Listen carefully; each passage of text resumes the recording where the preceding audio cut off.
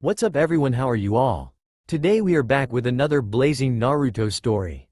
What if Naruto was the only one without a bloodline and still beat them all? If you enjoy, then please like, share and do comments. And also check the description box to original creator of this beautiful creation. In a very peaceful morning in Konoha, a blonde boy with sky blue eyes, 6 whisker marks on his cheeks, wearing an orange shirt with the Uzumaki spiral at the back and a pair of black short pants, is walking at a street towards a training area. Uzumaki Naruto, the boy we are talking about, had a megawatt smile on his face. He is extremely excited today. He is 4 years old by now, and Kurumi-chan says that he can start his training in the ninja arts beginning today, with her as his teacher. He still remembered how he met with Kurumi-chan the first time.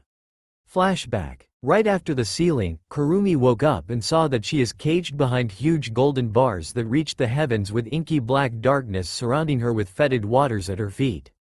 After she saw her situation and remembered what happened, she started crying, her tears flowing freely into the waters beneath her. Kushina. Minato. I can't believe I got controlled again. By the same eyes nonetheless. I never thought that the same thing will happen again. Now I am sealed within their sun. Forgive me, Kushina, Minato. While Kurumi is busy wallowing in self-despair, at the outside, little Naruto, just 2 hours old by this time, already had 3 assassination attempts on him, stopped by the Sandame and an Enbu with silver gravity-defying hair and a dog mask. This is Hitaki Kakashi, one of the most loyal and best Enbu in Konoha's service, who have been tasked with guarding Naruto, and is currently in the process of subduing another ninja who decided that the demon child should die for attacking Konoha. Kakashi, who by this time has gotten bored of listening to these ninjas screaming crap about why and how Naruto must die, instantly knocks out the attacking nin and tied his hands and legs in a manner that he will be unable to use any jutsus. At the same time, the Sandame, who just came back from a council meeting about what to do with Naruto, entered the room. Kakashi. Report. Sandame-sama. These 4 ninjas has decided that they'll take justice into their own hands and tries to attack Naruto. I subdued all of them with knockout strikes and tied them up, so that Ibiki can play with them later. Kakashi said in his usual bored manner. The Sandame then sighs and sat at a nearby chair. Kakashi, ever the astute ninja, saw this act and started to ask Sandame about what happened in the council room.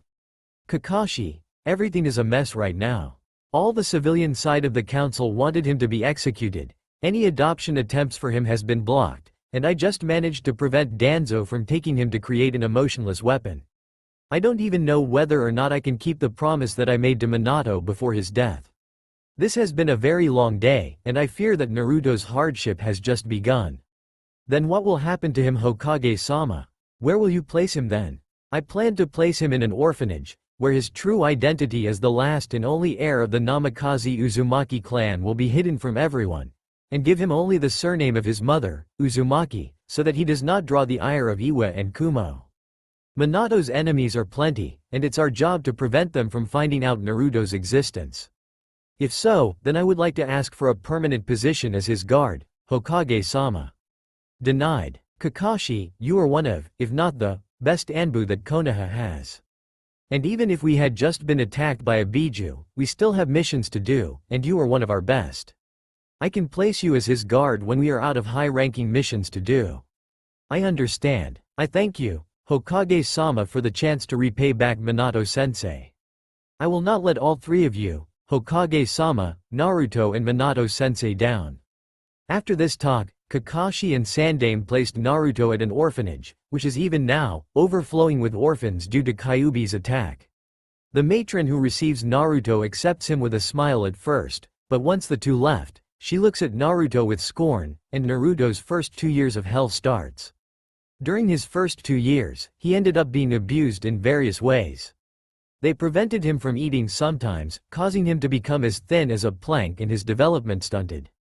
He was constantly bullied by the kids in the orphanage, some even get sweets and treats for doing so. The matron neglected to even teach him how to speak and read properly, though this is where Naruto's brilliance shone through. He managed to learn to speak just by listening to the people around him, though to read is a lot harder, since the orphanage denied him access to books, thus, his reading skills are below par for someone of his age. One night, during his second year there, when he was sleeping, he ended up in a sewer-like place, with ankle-high waters, pipes at the walls and some torches that shows him the way. Being a smart, curious kid that he is, he walks around the winding sewer, following nothing but his instincts that told him to go in which direction. After some time, he reached an open area where even the walls and ceiling disappeared, only to be replaced with a huge expanse of darkness. Following his heart, he kept walking, and reached a place where there are huge bars that reach the skies that looks like a prison, with a single paper with the kanji for seal on it. Then, Naruto heard the sound of someone crying and decided to call the person inside. "Hello, who's dear? An." He is still 2 years old and they cannot speak too well. Naruto screams into the darkness. After a while, the sounds of huge footsteps are heard, and the largest being that Naruto had ever seen appeared in front of him. A huge, red-colored fox, bigger than even the mountain with faces on it, with 9 tails and human-like arms with opposable thumbs appeared, causing Naruto to gape in awe at it. Then the fox starts to speak, and Naruto's jaws fell on the ground. "Sniff Naruto, you have come. I guess I can still pull you into your mindscape to talk, hard as it is." Fox. UGE Fox. Red, UGE Fox. "Oh Naruto. You really are still a child. The people around you didn't even teach you to speak well. Then I shall be your teacher, your partner, your friend, your advisor and your lover. But first, let's correct your speech first. Not, UGE. Huge. HUGE. Huge. Yes, correct. And I am a fox. And this is your mindscape Naruto. Ind. This is going to take a while. Sit down Naruto. I will teach you how to speak properly." And so meets Naruto and Kurumi for the first time. She taught Naruto how to speak, how to read, how to write, numbers, and even during the early years Naruto's brilliance shone through, picking up words and speech easily, and after a short while, he managed to gain proper speech capability and is able to write and read well. But sadly, he is still being abused, even more so that his speaking and reading skills suddenly became better even without anyone visibly teaching him. Getting fed up of his treatment at the orphanage, Kurumi decided, one day, to tell Naruto the truth when he was 3. Naruto is currently wearing the rags that he calls clothes and is sitting in front of Kurumi's cage and is preparing himself to continue learning from her when she decides to do something different for this session. "Naruto, have you seen how the people around you treats you? How they always bullied you, how they hated you, how they looked to you with scorn." "Scorn? Oh, new word. What does it mean Kurumi-chan?" Chuckles. "Scorn means hatred, Naruto. Your capacity to learn and absorb whatever knowledge you encountered never ceases to amaze me. Yeah, I've seen the looks that they gave me, though I don't know why they did so. I mean, I didn't do anything to them, yet they looked at me like I killed their dog or something. Naruto, I think it is time that you learned what happened during your birth, and the events that happened even long before you were born." And so Kurumi started telling Naruto about what happened when he was born, the fight, his kidnapping, her being controlled and later sealed, the story of her life with Mito, within his mother, the deal with Mito, her birth, everything. During the telling of the story, Naruto stops her multiple times to ask about all the new words that he heard Kurumi said. At the end of the story, both Kurumi and Naruto is in tears, but for 2 different reasons, one due to the potential hatred that she will receive, and the other for knowing of why everyone hates him so. "Naruto, I understand if you decide to hate me after this. I mean, I killed your parents, caused you to be hated by the entire village, and gets you assassination attempts almost daily when you were younger. So I will no longer be able to teach you. What? No, I will never hate you. It is not your fault all that happened. You are controlled by someone. It is not your fault. In fact, I won't mind if the villagers hate me. I will take that hatred in your place, Kurumi-chan. If you think that you cannot stand the hatred of the people, of the human around you, the scorn, hey, new word usage, Naruto thought, of the village, then let me bear them for you. Let me take their hatred and change it to love. They will not break me, and they will not break you as well. I will change their mind later on, when I'm bigger, so for now I will hold you on the promise you made with Mito Ba-san, and show the world that the willpower of an Uzumaki is infinite." Naruto screams to Kurumi when he heard her say such blasphemous things. What a person he is. He did not even think twice about accepting the hatred of the people around him, and even will take in my hatred as well. His heart is the purest that I have ever felt in the years that I have lived. Father, I have found my future mate. We will show the world that hatred can be cleansed. Naruto, I thank you. You are a really strong child, and it really shows. I will be with you every step of the way, and don't you dare think that you'll face this pain alone. Naruto then flashed his million-watt smile that can light up even the darkest of days to Kurumi, and restarts his learning time after Kurumi's story. Over the days that passed, Naruto shows more determination than was ever thought possible, facing the abuse that he receives daily without so much even flinching or crying, because he understood that hatred cannot be fought back with hatred, even at his small age. Weeks later, Naruto remembered something about his parents that he wants to ask Kurumi about. Nowadays, he can enter his mindscape at will, not requiring Kurumi to pull him inside. He walks back to the cage that contains Kurumi and decided to ask her the question that will change his life. Kurumi-chan, you said that my parents are ninjas, right? Can you teach me the ways of the ninja? Naruto, I will be glad to do so. But right now, you are too small. Naruto pouts at hearing this. His height is a sensitive matter for him. And your body is not developed enough to learn all the things that I have to teach you. We can start your ninja training when you've reached 4 years old. For now, I will teach you sealing theory first, so that you can start using seals when you have unlocked your chakra later. Now you must remember, sealing is a mostly lost art, and is very complicated. And so Kurumi starts Naruto's lessons on sealing theories, teaching him of the subtle arts of sealing. As one with Uzumaki blood, Naruto learned seals extremely fast, even surprising Kurumi herself with the speed at which he learns seals. Flashback ends. Naruto is going along the street in the morning of his birthday towards a training ground after slipping away from the orphanage when some of the villagers saw him. Hey look, it's the demon brat. Yeah, what is he doing here? The Hokage must have been crazy to leave him alive. Hey, I have an idea. What about we? The 3 villagers started whispering among themselves before going their separate ways. Unfortunately for Naruto, these people are actually going to meet with their friends, who will gather their friends to form a mob that will try to finish the demon brat once and for all. Naruto was having a very bad day. During his walk, he suddenly saw a mob holding pitchforks and torches heading his way.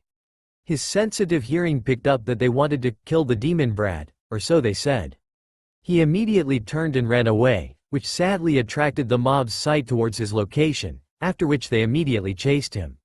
Naruto ran as fast as his tiny, malnourished 4-year-old legs can carry him, which, for all intents and purpose, not that fast. He then turned into an alley between the shop lots, which sadly for him, ends up with a dead end. But Naruto, ever the strong-willed, turned and faced the mob bravely, all while hearing the screams of the mob members.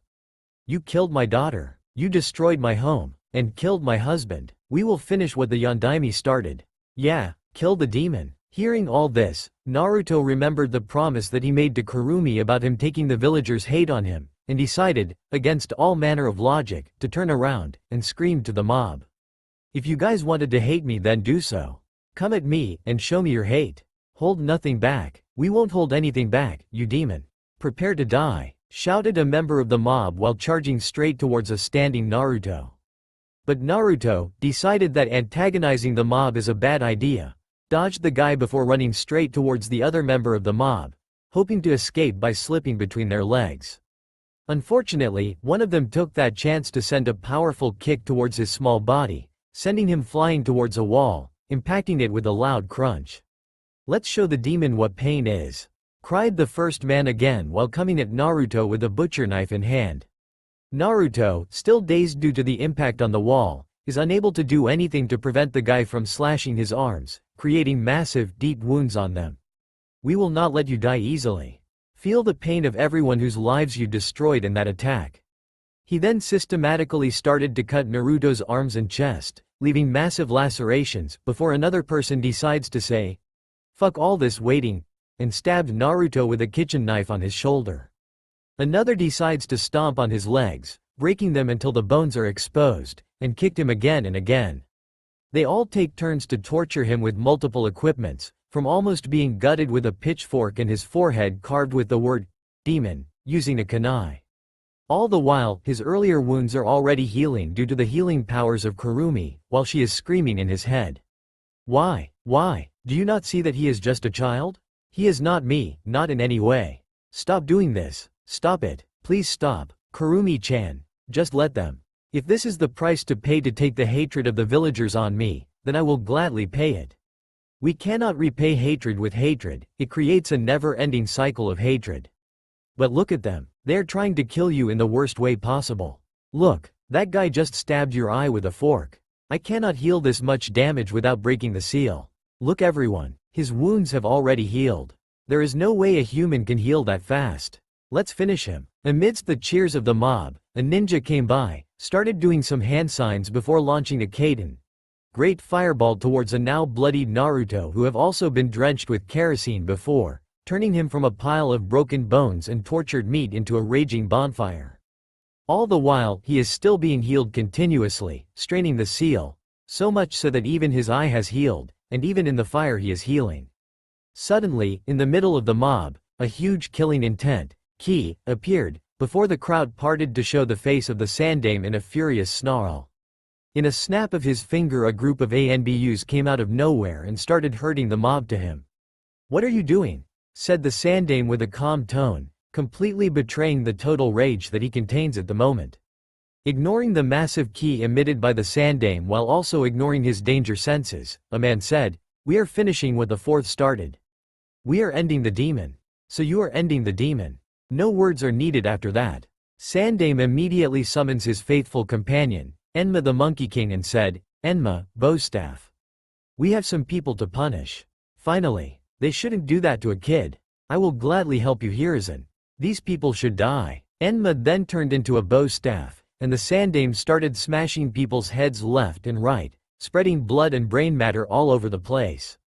The mob, thinking the Sandame has gone crazy for them helping to rid Konoha of the demon, started to scream the fact that they are doing a service and tried running away, but they are stopped by the Anbu stationed before.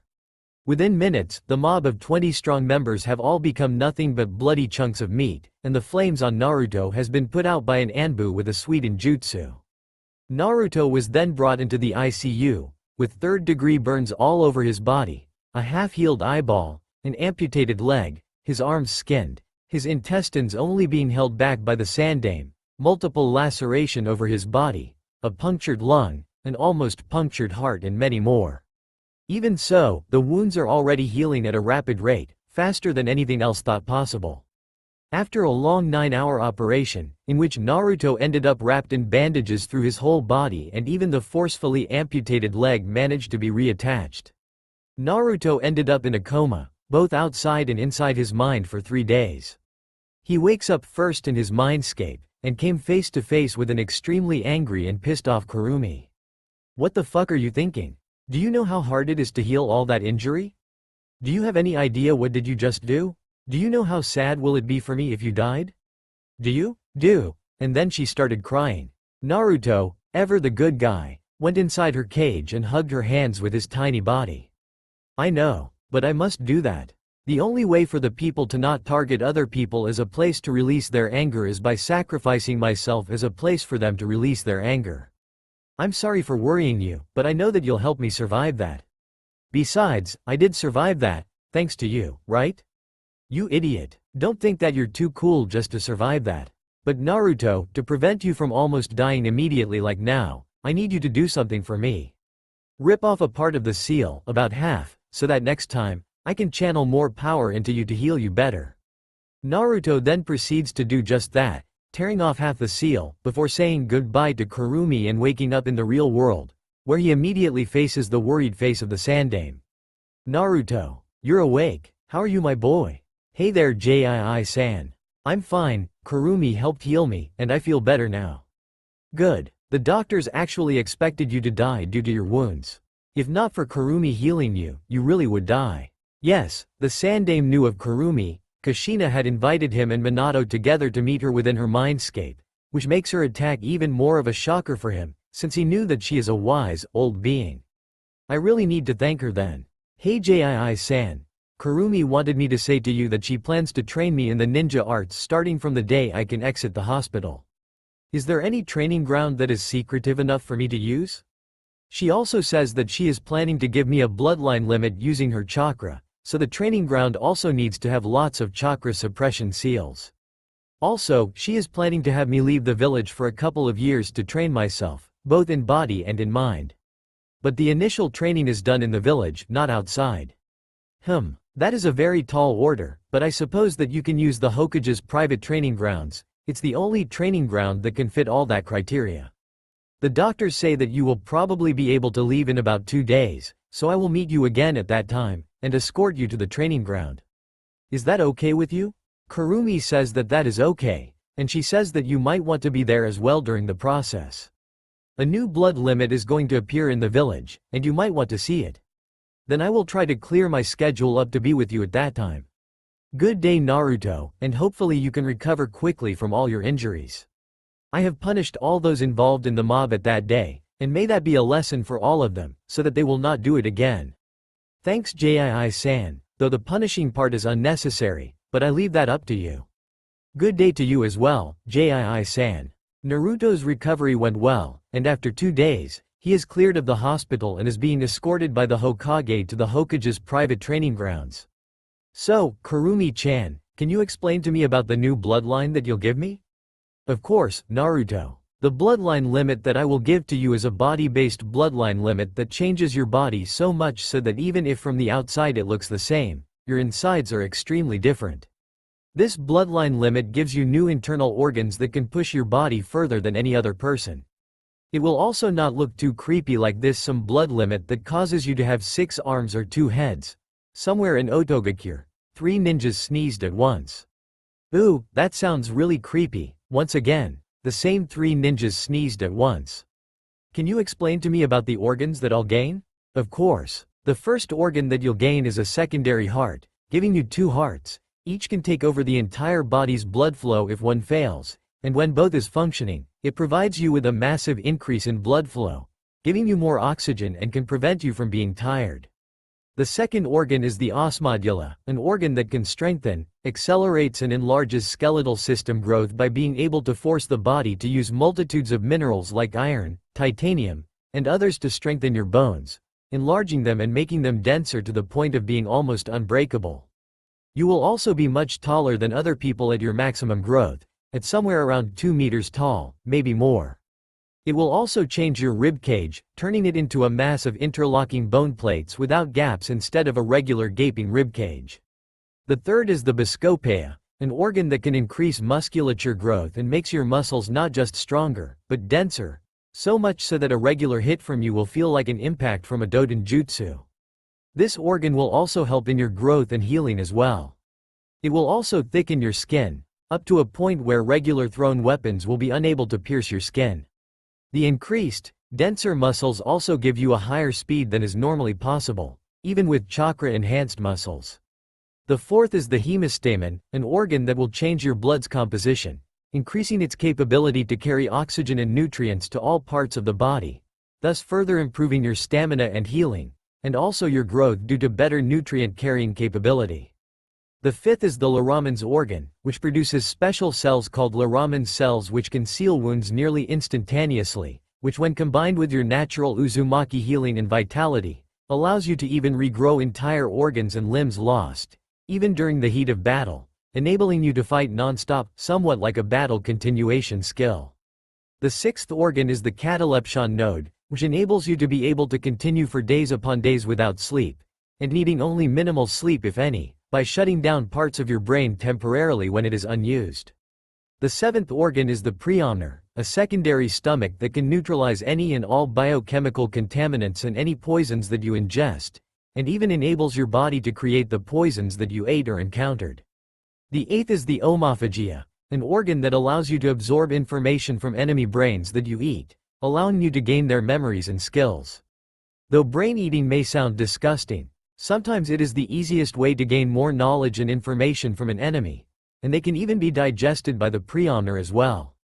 The ninth organ is the multi-lung, which adds a third, special lung that at normal condition, will improve the oxygen absorption rate of the body, but will close off the 2 regular lungs and only uses the multi-lung in conditions where oxygen is rare like underwater. Basically you can breathe in water, or in toxic environments. where the multi-lung will also filter out the poison or toxic contaminant and only absorbs oxygen and releasing carbon dioxide to maintain normal breathing. The 10th organ is the oculobe, which will improve your eyesight so much so that not just you can see much further than a normal human, you can also see during the darkest of nights like it's in daylight, which when combined with the catalepsion node, allows you to fight perfectly in any condition, ignoring lighting and the need to sleep. Also, it gives you special visual mode. Chakra sight, where you can see the flow of chakra, like the Sharingan, and infrared sight, where it allows you to see the heat of something, allowing you to see a target even in total, absolute darkness. They are interchangeable. Just think about it and your eyes will change visual mode accordingly instantly. The 11th organ is the liman's ear, a complete ear replacement that completely removes the effects of nausea, dizziness and vertigo due to motions and prevents a loss of balance in any condition, preventing enemies from destabilizing your base. It also gives a higher and much better listening capability that after some training, you can filter out all other noise and listen to only the sound of your target, among others. The 12th organ is the oolitic kidney, a kidney that works in conjunction with the preulnar and the multi-lung to remove, purify and categorize any poisons, toxins and bacteria that enters your body, and sends them to the Becher's gland to be recreated for the body. The 13th organ is the neuroglottis, an organ that allows you to biochemically assess a wide variety of things by taste and or smell, checking for toxicity and nutritional content to determine whether or not the substance is edible. It also allows you to track a target just by using taste and or smell alone. The 14th organ is the mucranoid, a type of sweat glands that coats your body with a certain waxy substance that allows your body to operate at conditions where most other people would consider deadly, protecting you from extreme heat, extreme cold, and even vacuum environments. It can even cancel out the effects of some low to mid-level jutsus. The 15th organ is called the Becher's gland, which is actually two separate glands, one in the mouth in the saliva glands and one within your body, which produces a mixture of poisons that you have eaten, inhaled, injected or whatever, and causes your blood to become poisonous while your saliva to be both acidic and poisonous, giving you weapons when you have none and allows your own body to gain a last-ditch victory against an enemy via your blood. The acidic saliva also allows you to digest stuff that most consider inedible like concrete and metal, and the acidic saliva appears only when consciously triggered, to prevent tragedies during certain intimate events. Kurumi is blushing at this point, though Naruto, with his usual thick-headedness, did not see anything wrong about this. The 16th organ is called the linker core, and will be a second chakra core for your body, in that it regulates, controls and manages the production, suppression, and usage of your chakra and yuki in the future towards the surroundings and everything around you, in that it will work together with the progenoid glands to properly release only the required amounts of chakra for a jutsu, giving you perfect chakra control at any moment, though you can still overcharge a jutsu manually by forcing the linker core to pour more chakra into a jutsu, and automatically when the jutsu used is the one you just learned. All the unneeded chakra within your body will be stored within this organ, and will be released into your chakra network as necessary, not just preventing any chakra waste and allowing you to have theoretically limitless chakra due to the regeneration being higher than the usage. It also makes people underestimate you due to them thinking that you are just a civilian because most of your chakra is within the core, instead of your chakra coils. It will also prevent your chakra network from being blocked, since the progenoid glands will order the linker core to release a pulse of chakra if it detects foreign chakra within your chakra system. This will also act as a chakra exercise for your first chakra core, situated at the navel, since extra chakra is always diverted to the linker core. It forces the first core to produce more and more chakra to refill your system, which will stay almost permanently low, except in battle situations. The 17th and most important organ of all is the progenoid glands, which acts as a second brain that controls the functionality and synergy between all the new organs and the original organs and allows you to let go of some of the functionality to the gland, thus making you an even more effective fighting machine than what you are now. It also provides you with numerous other effects, like a perfect immune system where you won't be downed by any disease, natural or artificial, better reaction time due to enhanced synaptic connection between the brain cells, among others. It also prevents you from being caught in any kind of genjutsu, since you will have a second brain that will check all sensory inputs and body and chakra status to see if there is any discrepancy between the inputs, and will order the linker core to release a chakra pulse if it detected otherwise. It also can potentially give you psychic abilities, though this will only appear when your mind is trained enough. This bloodline is what I call the Astartes bloodline, and it will be inherited without fail by your, or our. She whispers, children, though I will not know what to expect when they are born with the enhancements. Wow, that's a whole lot of enhancements. Can you really do all that?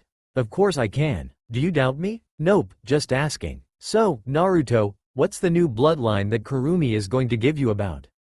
Well, Gigi, it's like this. And thus Naruto repeats the explanation given to him by Kurumi. By the end of the explanation, the Sandaime is totally flabbergasted by the sheer complexity and potential of the bloodline. So is there anything else you would need for your training and the bloodline implementation?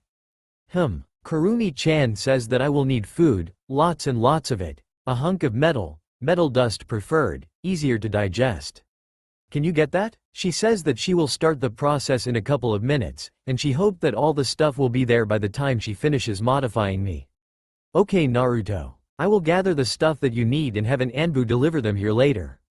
Is that fine? I cannot stay here to see the bloodline be implemented, I still have many tasks to do. It's okay Gigi, I understand. I'll ask her if she could start the process immediately or not. Due to you ripping off part of the seal, I can start immediately. Be warned that the process will be extremely painful, so much so that you will faint. Sit or lie down and prepare yourself.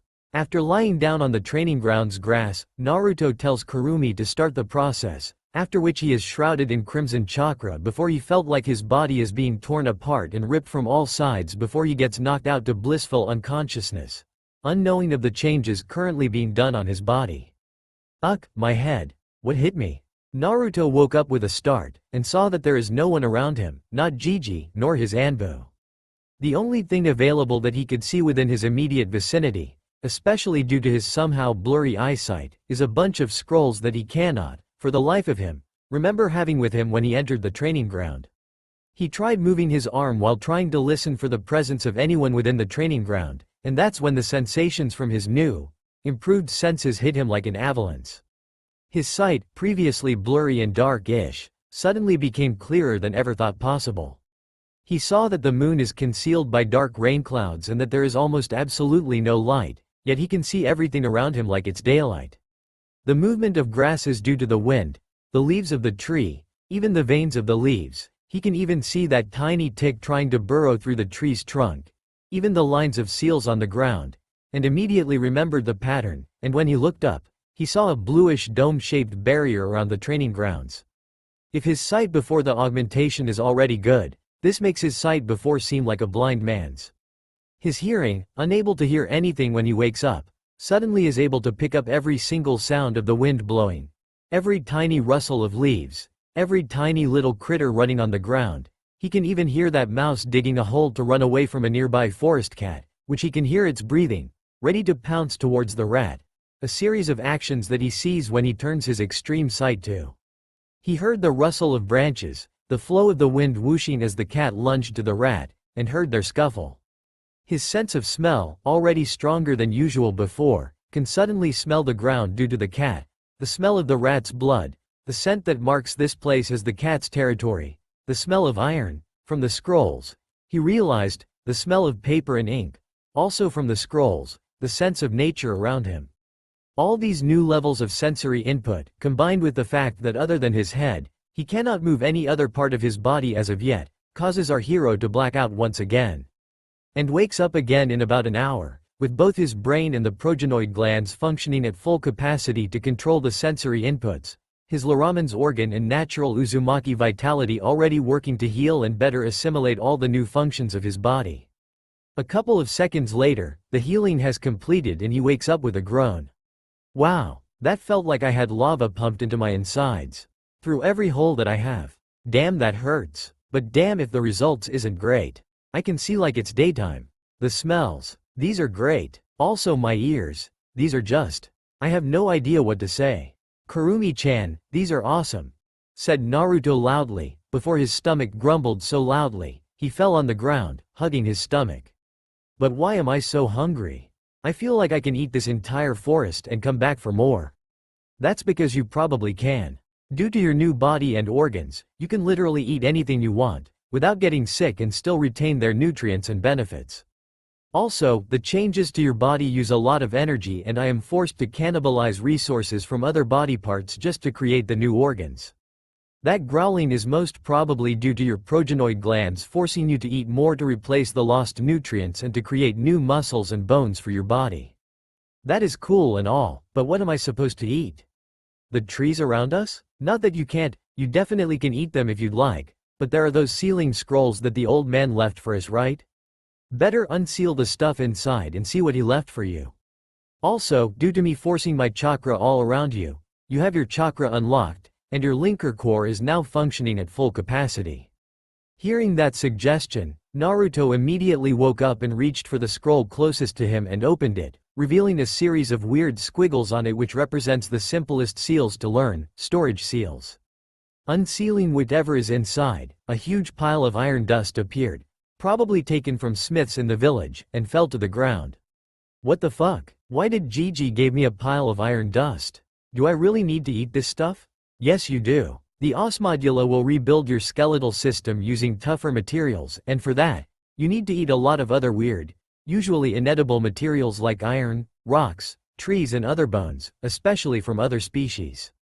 They may taste like crap, but they are undeniably digestible thanks to the acidic nature of your saliva due to your Becher's gland.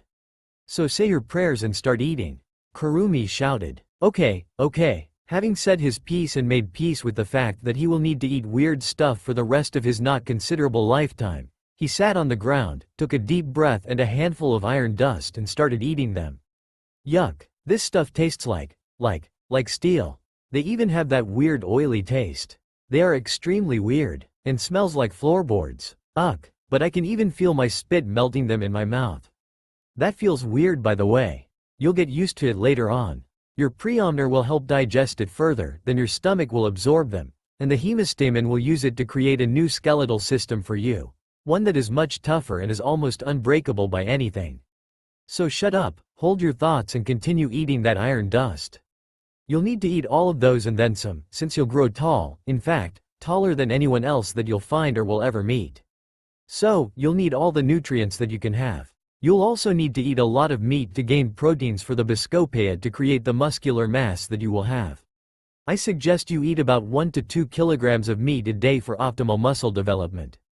Naruto, grumbling and complaining, still managed to finish eating the pile of iron dust and started unsealing the second scroll, which contains meat, raw, and freshly slain, looking at the blood that was still red in the meat, probably due to the stasis nature of a sealing scroll.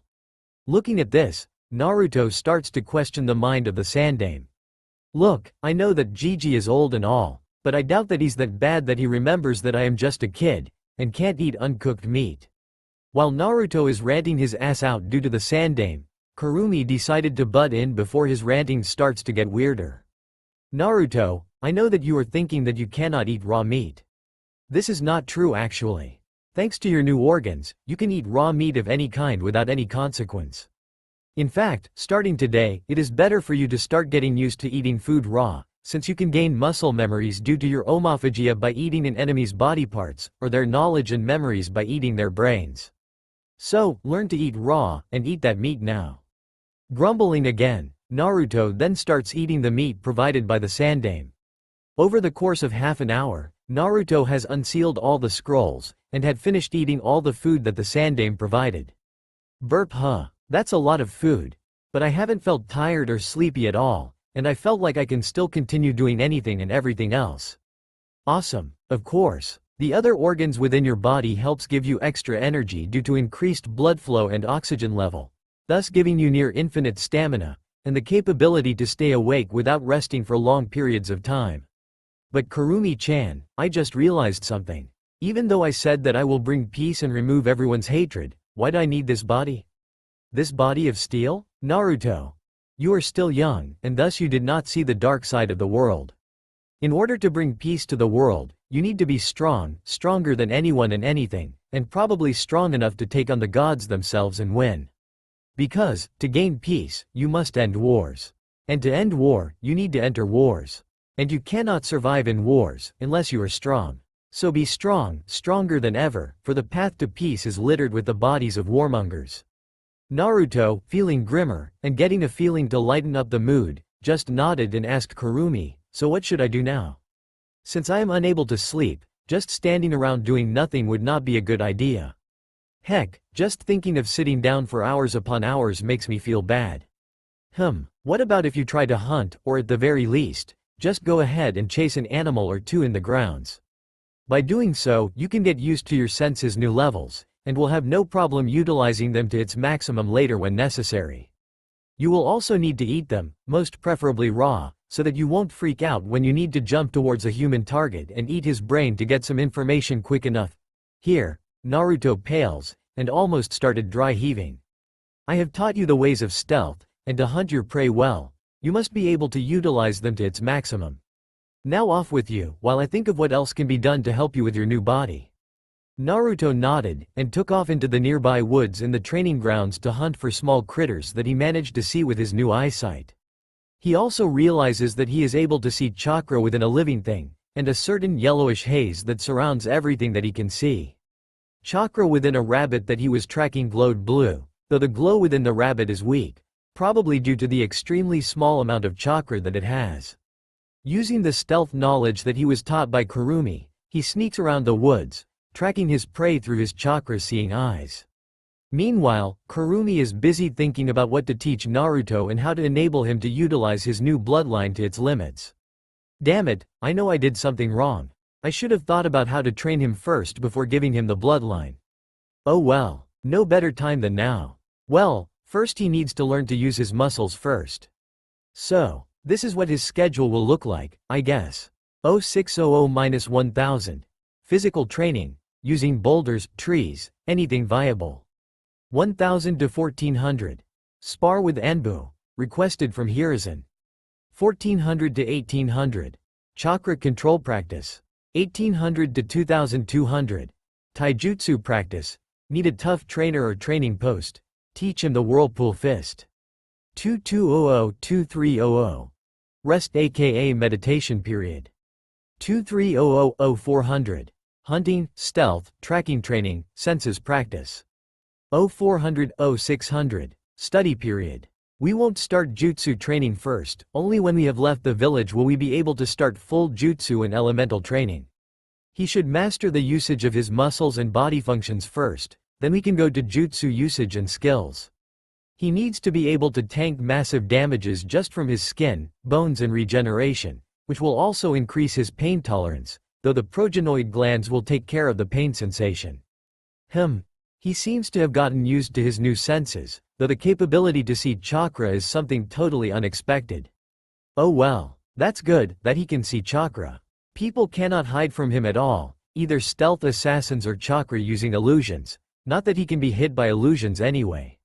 So better let him get started tonight before next morning. Naruto, I think you can go ahead, catch that rabbit, eat him and we can begin your physical training. I will also tell you your future schedule, though some of them may only be done after we spoke to Sandame. With that, Naruto started to lunge towards the unsuspecting rabbit, caught it using his hand before rolling around to bleed off the momentum from the unsuspectingly fast jump. Only his Astarte's reaction allowing him to still retain the rabbit within his arm and caught the critter in the first place. He then stood there, stupefied, with the critter struggling to get out of his strong grip. Holy fucking shit, did I really do that? That was way cool. Of course, with all the enhancements done to your body, not just that you can do anything and everything faster, stronger and better, your reaction times also drop to an extreme level, where even highly trained ninja cannot follow you. Now, go ahead and eat the rabbit, preferably raw. But how am I going to do that? I have no knife or whatever equipment with me. Size, just bite it in the neck. You may get sprayed with blood, in fact, you definitely will, but that is what you need to get used to. I am planning for you to learn to get used with bathing yourself with the blood of your enemies.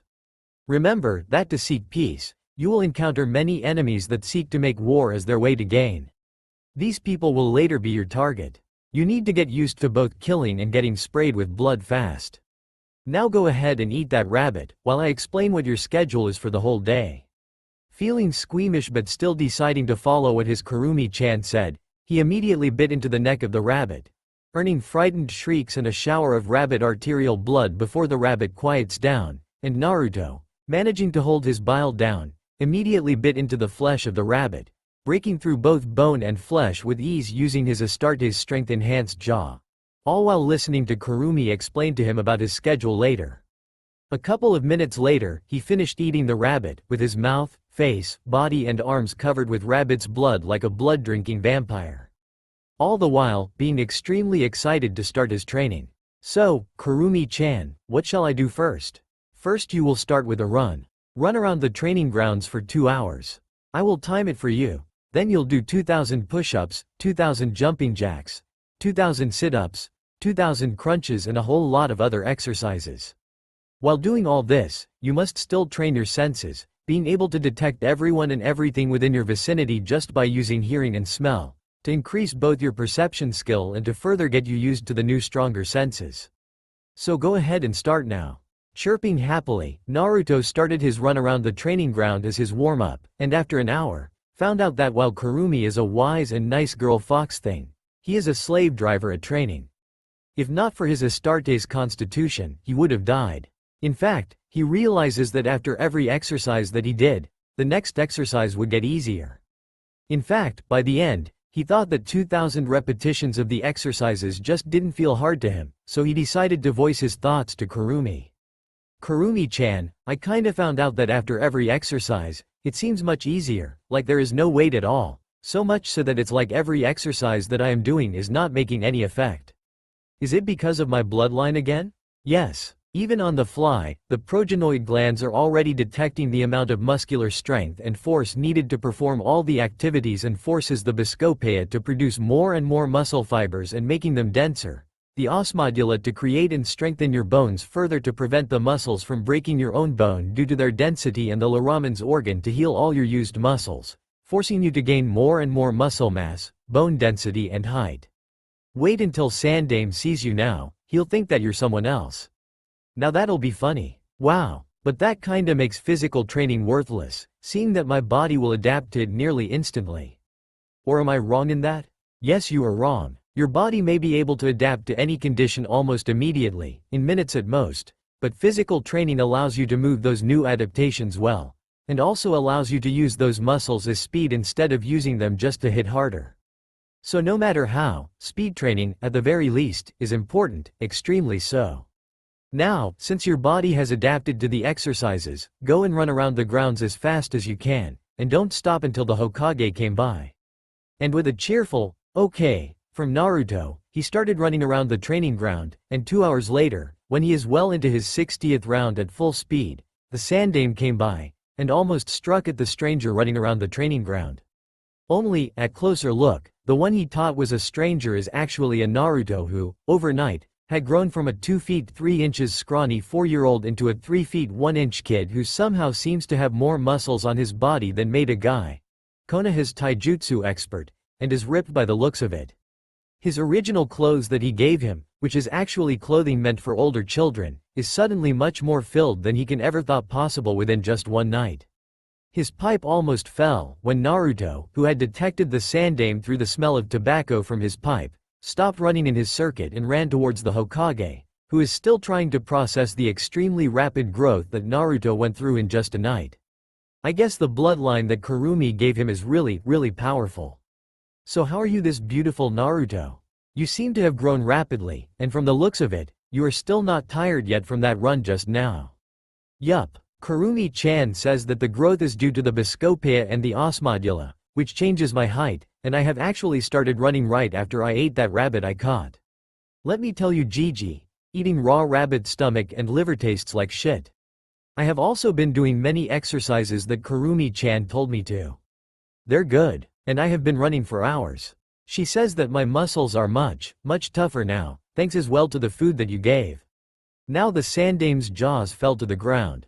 From what he can deduce, he's been running for around 2 hours, that is exercises that would knock out if not outright kill most of his Junins, then continued running until he came. And other than the amount of sweat, he doesn't seem winded, not at all. Such stamina. I guess what Kurumi said about near-infinite stamina, and can even go without sleeping for days is true after all, Sandame muses.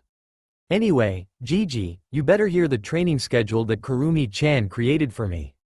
Oh? So let's hear it. So for the next couple of minutes, Naruto filled his Gigi up on his insane training schedule, well, insane for everyone else, on what he will need to train his body further, and the current capabilities of his body. Needless to say, Sarutobi went beyond shocked and straight into, I am not listening to this shit, territory. And I can see the glowing blue stuff in ninjas, and you have, like, a lot, Gigi. What, huh? Yeah, of course, I'm the Hokage. The clearing was suddenly hit with a massive wave of silence, with only the wind blowing, and Naruto looks at the Hokage with a look that says, you are not listening to any of my shit, and decided to voice his thoughts. You didn't hear anything I said after the early parts, didn't you? What? Of course I did. Clears throat anyway, so you need an Anbu member here every day to spay with you, to improve both your reflexes and your speed. I think I have just the one for you.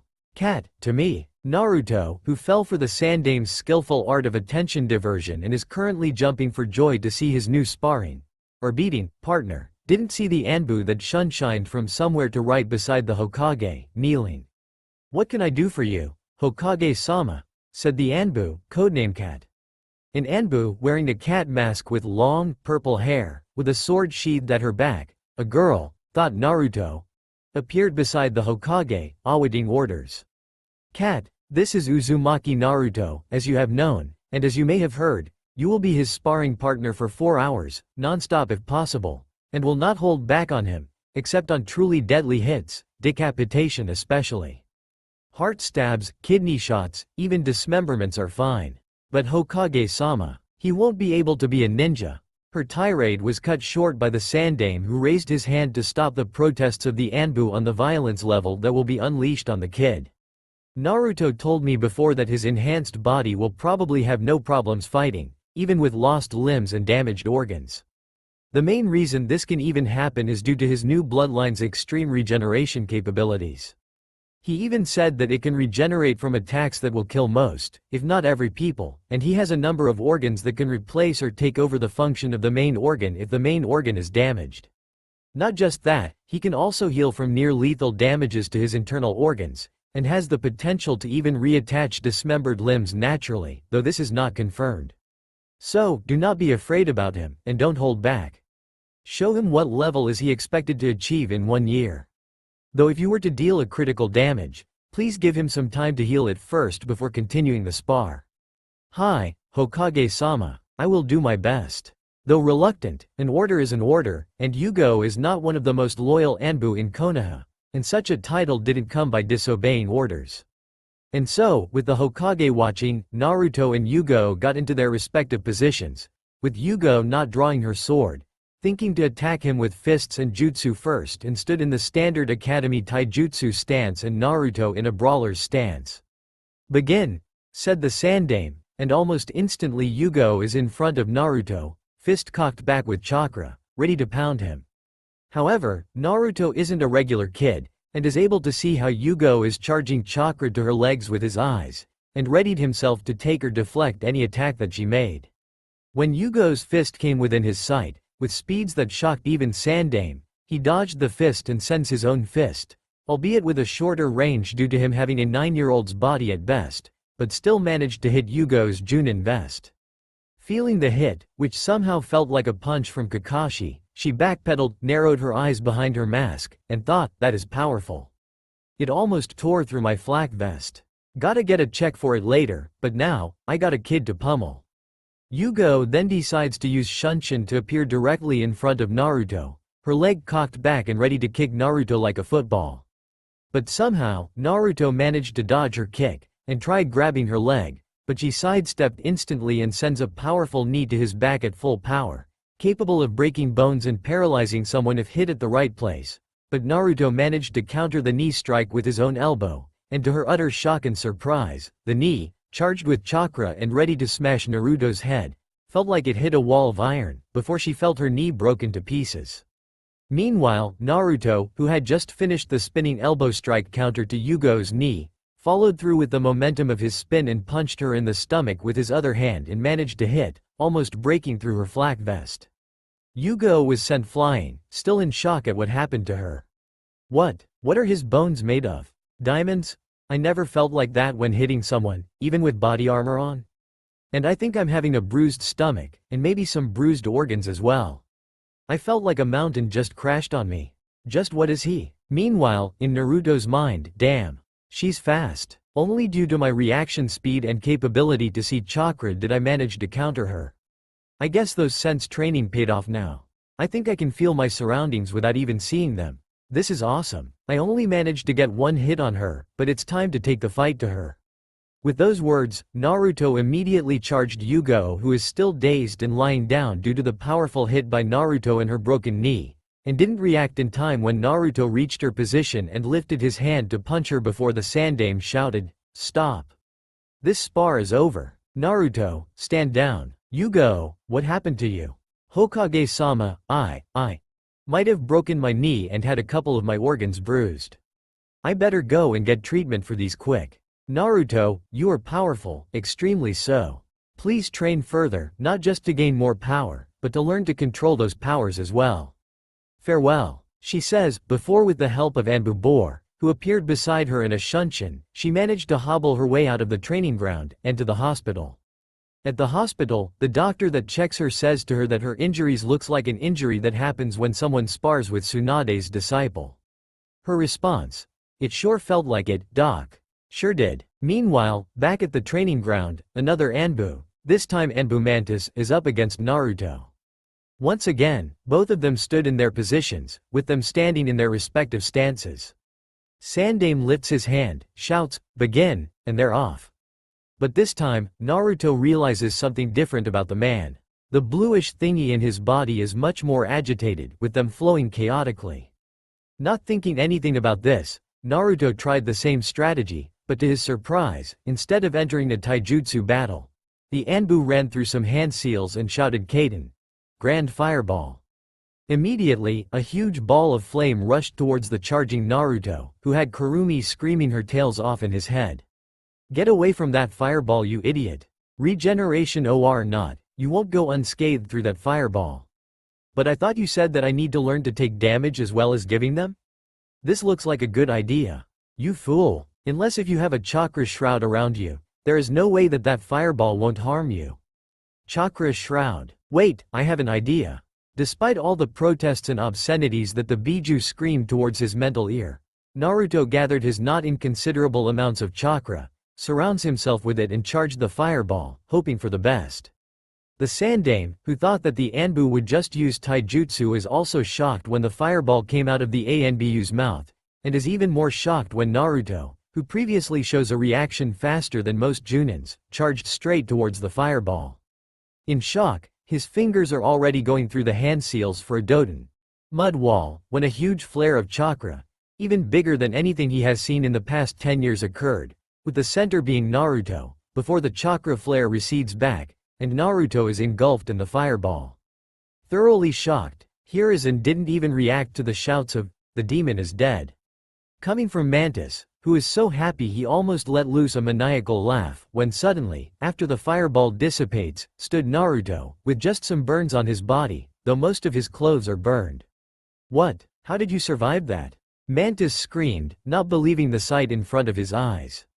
"Well, even Kurumi-chan said that I won't survive that, at least without some injuries, and she said that only if I had her chakra shroud then I'd survive, so I thought, why not use my chakra? So I gathered my chakra, and compressed them around my skin as some sort of armor. Hey, that'll work. I guess I'll call this Jutsu Chakra Armor. Haha, now I just need to try it some more, after Kurumi-chan shuts her mouth from cursing me." "You idiot, using such an untested jutsu in the midst of battle. Especially one just based on a theory. You're lucky it worked, you bloody idiot. You useless pathetic idiot, you." Unintelligible screaming asterisk. "But at least, know that I am your idiot, Kurumi-chan." Hearing that, Kurumi immediately stopped screaming, and a blush, if an extremely tall, nine-tailed fox-like chakra being can blush, appeared on her face. "Why you idiot, don't say something like that." Naruto just giggled ightly, before realizing that the spar is still on, and the Anbu has appeared in front of him, tanto drawn and ready to stab it at his heart. Shocked, Naruto didn't manage to dodge the hit, and took it full on. The ANBU's victory cry is short-lived, however, when he found out that his sword couldn't penetrate Naruto's ribs. My bones are also enhanced, you know. Due to one of the organs in my body, I have much tougher than regular bones, almost unbreakable and uncuttable. Also, it makes my ribcage, instead of a literal cage, changes it into multiple overlapping bone plates to prevent any attacks from being able to damage my lungs or heart directly.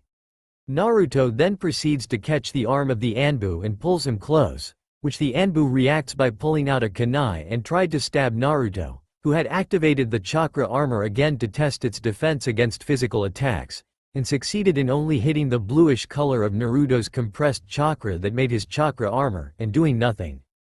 Grinning widely, Naruto then tugged the ANBU's arms again, and punched him square at the face, breaking his jaw, cheekbones, loosened the jaw's ligaments, smashes a couple of teeth, and just changing his masked face from just a mask to a mask within a face, sending him to the ground writhing in agony.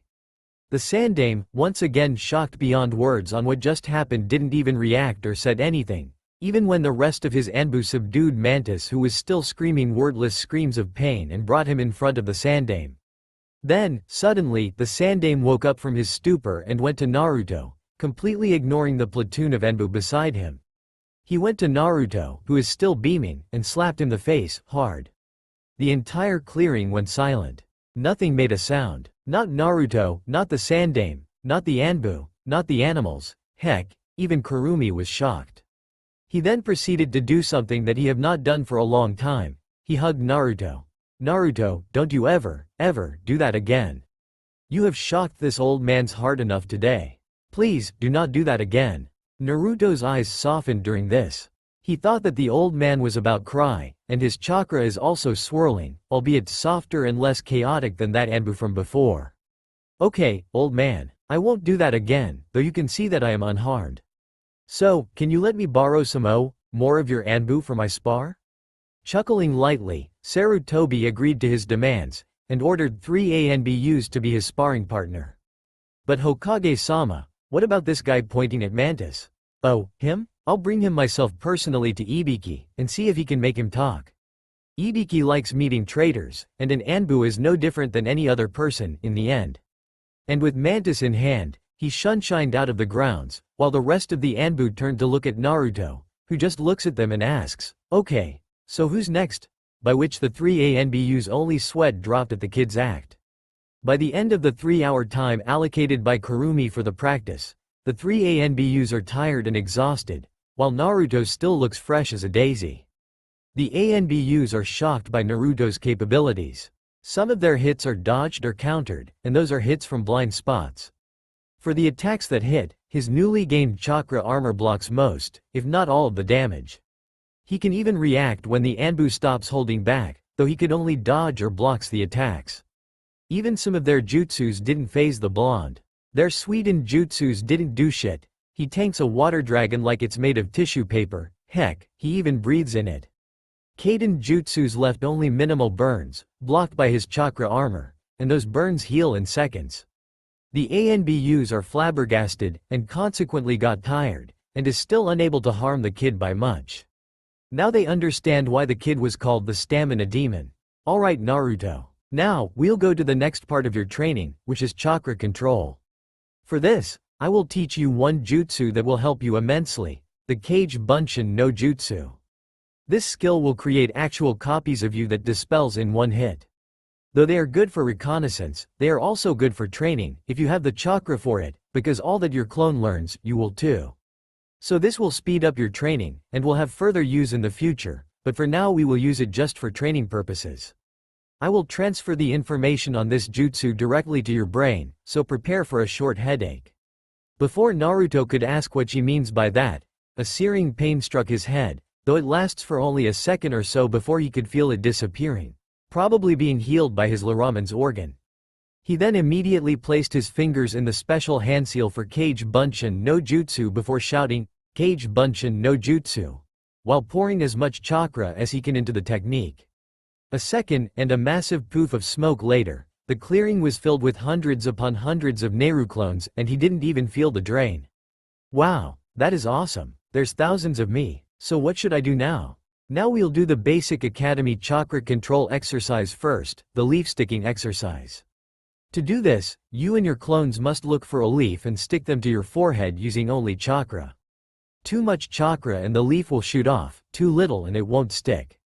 This will be a very hard exercise, because the chakra contained within your linker core is probably 3 times as many than Hirazen's.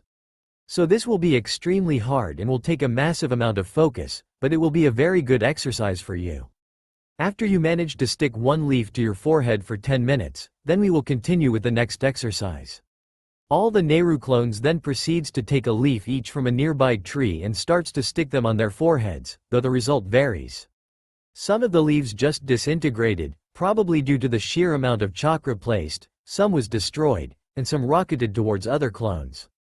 After 3 hours, the clones still didn't manage to stick the leaves to their foreheads, though a couple managed to stick them for a second or two. Alright Naruto. Now on to the next stage of your training, taijutsu. For this training, I will teach you the taijutsu skill of your ancestors, the Whirlpool Fist. This taijutsu is a type of taijutsu that utilizes grapples and holds, to easily place seals on your opponents to either disable them or to kill them outright. But they also contain strike moves that can be used during the moment the opponents are paralyzed and/or disabled. And combined with your strength, this can probably break bones and/or damage organs, and might even downright kill enemies. And for extra brutality, you can probably tear off you enemies' limbs from their bodies. Just for the heck of it, Naruto's face turned green at this point, and is about to throw up, thinking about ripping off his enemies' arms and legs while being showered with their blood. But first, you must dispel all of your clones to gain their knowledge, then we can start by making more clones to learn this style, while you will learn to properly punch and kick. So go ahead and dispel all those clones now. Naruto then proceeds to dispel all the clones, which gave him quite the headache, which took longer to heal this time, around 2 minutes, while his head are swamped with the knowledge of all the clones that did the leaf sticking exercise, and looking at everything from thousands of new perspective at once. It is confusing, but he is sure that he'll get used to it in no time. He decided to test his current skill with the leaf sticking exercise, and managed to stick the leaf on his forehead for about 5 seconds. Considering that an achievement for the day, especially with his almost Biju level chakra, he created a couple hundred more clones and told a third of them to train the leaf sticking exercise so that they can improve his chakra control quickly, while another third practices the chakra armor so that it flares less chakra, and so that he is able to do it subconsciously, while a third will get teaching on the Whirlpool Fist from the clones of Kurumi within each of them. Cage Bunshin also splits her chakra, so each of them gets a part of her, albeit much weaker. And we will only hear Kurumi Prime speaking unless necessary. So any Kurumi speech after this is Kurumi Prime, unless said, while the boss while practice his punches and kicks. They pitied the trees, boulders and person that becomes his punching bag later.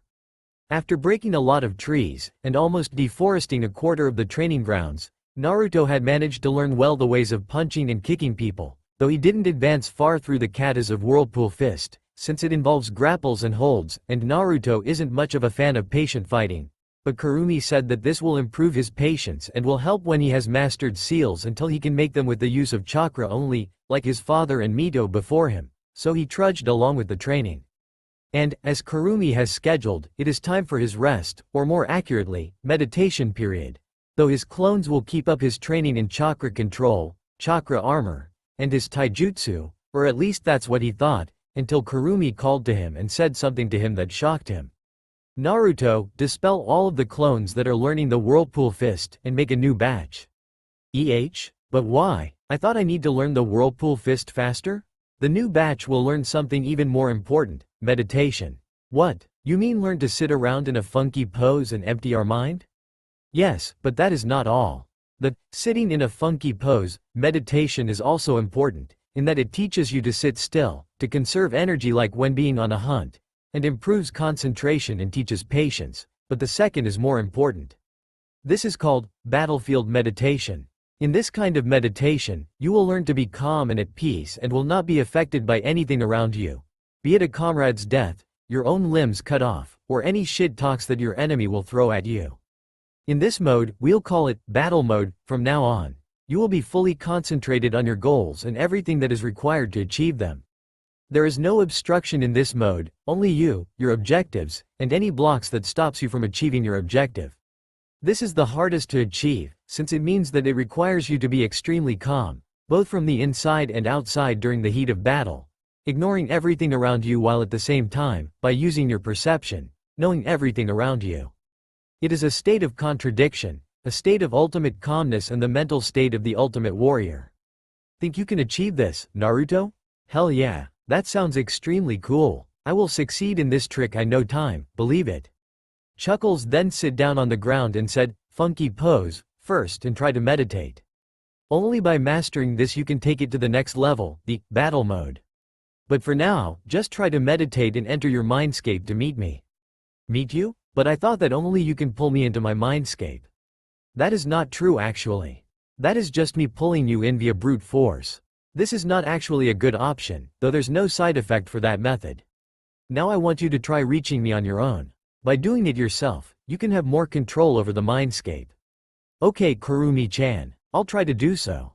After that, he sat down and tried to clear his mind, except that he found out that he can't, and that there's just too many crap flying around in his 4-year-old mind for him to not think of. Seeing her host having a hard time meditating, what with his mind and all, Kurumi decided to give him some extra tips. Naruto, remember this. A mind is like a butterfly. It rests on a flower, but sooner or later, it will fly again. But later, no matter how, it will reach that flower again. And take off. Again and again this cycle repeats. You must not prevent the butterfly from leaving, for the nature of the butterfly is to fly. Try to think about this, and then you will be able to meditate to your heart's content. What is this talk about flowers and butterflies? I don't understand. Naruto whines. Giggles. It is not fun if I gave you the answer directly, and it will not move your mind to its maximum if I were to just guide you all the answers to life, won't it? Naruto grumbles, but sat down and thought about it. The more he thought about it, the more he didn't understand a damn thing. Butterflies? Flowers? Flying? What the hell does all those have to do about meditation? The only thing that he knows about meditation is that he sits down in a funky pose, then clears his mind. But every time he tries to clear his mind, he always kept thinking of something. When he tries not to think about something, he kept having thoughts about his future life, his bloodline, trying to get Kurumi out of the seal, and others. And an hour passed, and he still couldn't meditate to save his life. And so, the next session, which was his favorite session, the hunting and eating section for stealth, starts. And so he tracked a deer trotting around, probably too old for his pack, and is left to die alone, such as the rules of nature. To put a long story short, he managed to catch the deer, though it fought wildly, but a powerful jab from Naruto to his head silenced him immediately. While he is carrying the deer to the clearing, Kurumi decided to talk to him about his stealth training. Naruto, you need to up the ante of your stealth training. Keep chasing animals is good and all, but compared to ninjas, they might as well be toddlers. I suggest that you either ask for an Anbu to help you with your training again, this time without any hitting or punching, strictly stealth, both jutsu and non-jutsu related, as long as it is stealth. For now, we have to make do with hunting animals, though we will need a new, much better target than usual soon enough, if we want to improve your stealth skill. Not just a target, but also a hunter to hunt you, to force you to improve your stealth. Not saying anything, Naruto sent a mental nod to her, and keep carrying the deer to the grounds, to skin and eat later on. He had started to get used to eating animals raw, the thinking of eating an enemy's brain, even if it's the enemy's, still brought some form of queasiness to him. After eating the whole deer, down to the bones, in 2 hours, he started to further track down some other animals in the area to improve his tracking capabilities. Around an hour later, his next session starts, the studying part. Kurumi-chan, what will I be studying in? In jutsu theories? In seals? All those, and more. You will learn of the world's history from my eyes, the life of Uzumaki Mito, your mom's life, your dad's Hashirama's, Konoha's history, advanced maths, and a lot more.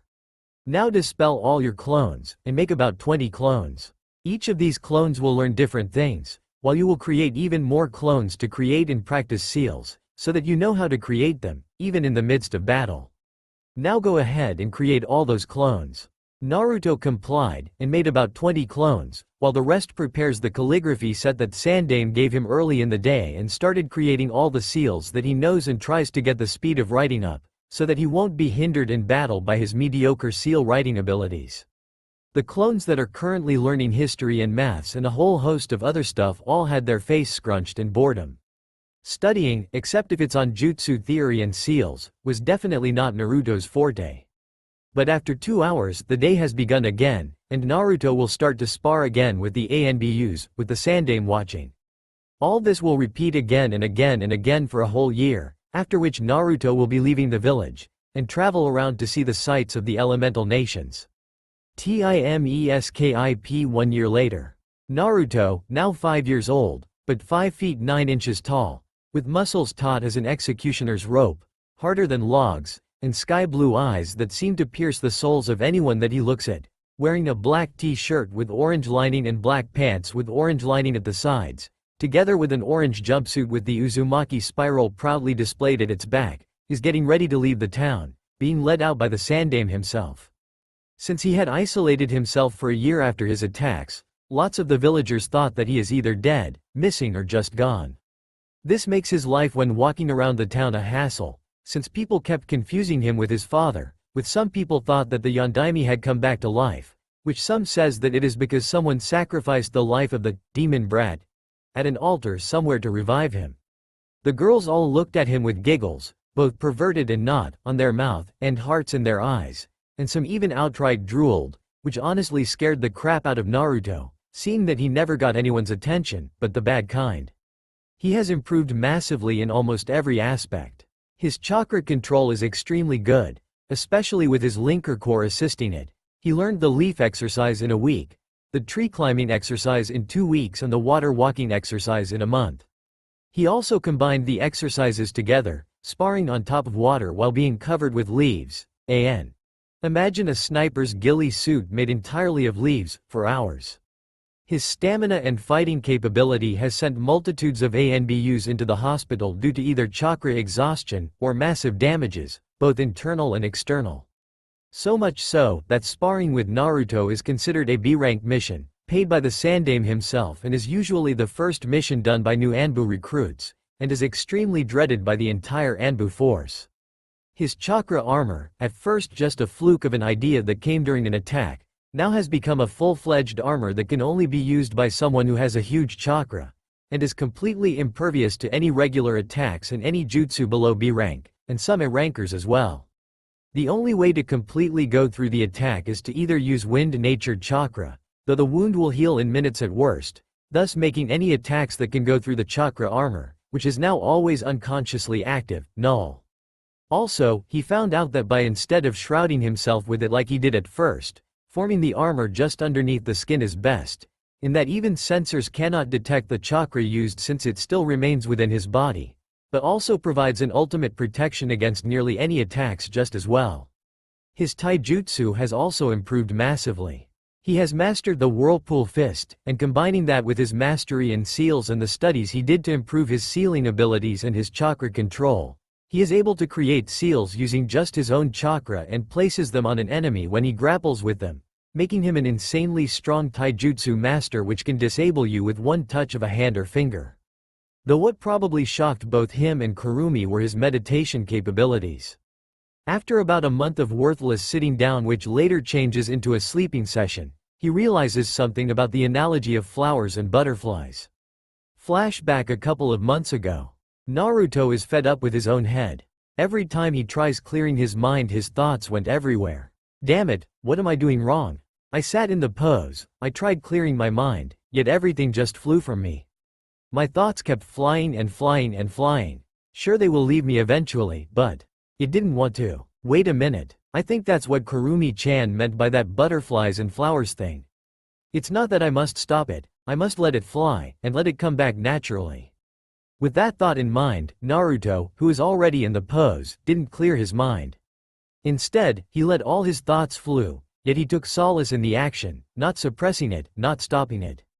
After about 1 hour 30 minutes of doing so, he managed to still himself enough, and suddenly felt a pull from his stomach. Before he opened his eyes, and found out that he's already in front of Kurumi-chan's cage, as always, knee-deep in the sewage water. Ah, good, good. You have managed to find the secret of meditation. It's not to stop the thoughts, it's to let it fly, yet not do anything to push it even more. Now that is the start of meditation, yet it still took too long for you to reach here. You must try to improve. Yay! Naruto cried, and latched himself to Kurumi's furry legs. Kurumi, shocked, asked Naruto, "What are you doing?" "Feeling your fur. They are very soft, I feel like I can sleep on them." "I think that's just what I will do." A blush erupted on Kurumi's face. No one has ever said that her fur is soft, even more slept on them since father died. She was about to say something, when she saw that Naruto is already asleep, though she made herself comfortable, and started sleeping as well. She is tired as well, teaching this orange ball of energy is a hellish job, she thought. Flashback ends. Since that, every meditation session, Naruto has improved by leaps and bounds, now just requiring a second or two to enter his mindscape for any reason. He has been using that to just chat with Kurumi, hugged her, slept on her awesomely soft fur, and even playing with her. Remembering these actions made him blush for some reason which he didn't know. Or didn't realize. He then tried to apply the meditation concept in combat during the spars, to try and enter his so-called battle mode, yet he failed, and he got his ass kicked during that most of the time.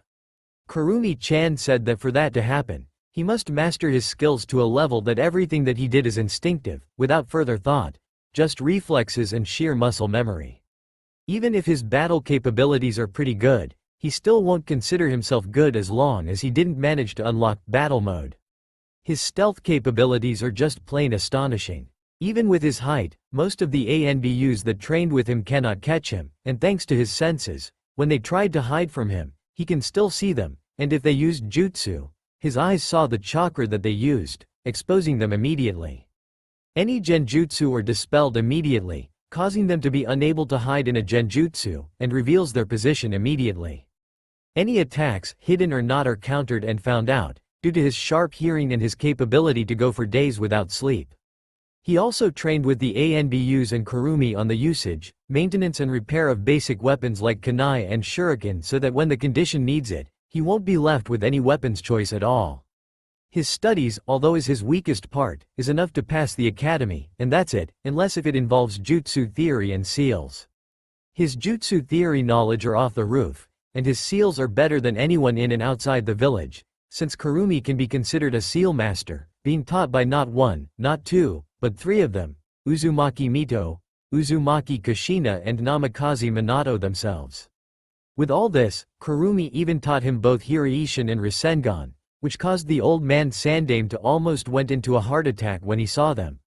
Now, fully equipped with weapons like Hiraishin kunai, shuriken, wires, camping gear, and all the other crap that he thought would be needed, all stored within his jacket and seals tattooed on his arms, he stood in front of the great gates of Konoha, and readies himself to leave Konoha for 4 to 5 years on an adventure across the elemental nations.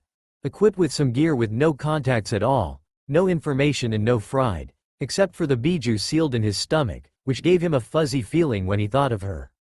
With the Sandame at his side, he almost left, before he is stopped by the Sandame, grabbing his shoulder, and pulled him into a hug. "Be safe, Naruto. Know that you are somewhat like a grandson to me, and if there is any problem that you encounter that you cannot solve on your own, just tell me, and I will be glad to help. Never fear, Naruto. While I'm here, you can ask me for help. This will probably be the last time I see you in 4 years, so indulge this old man with this one hug." Naruto, almost crying, replied, "No problem, old man.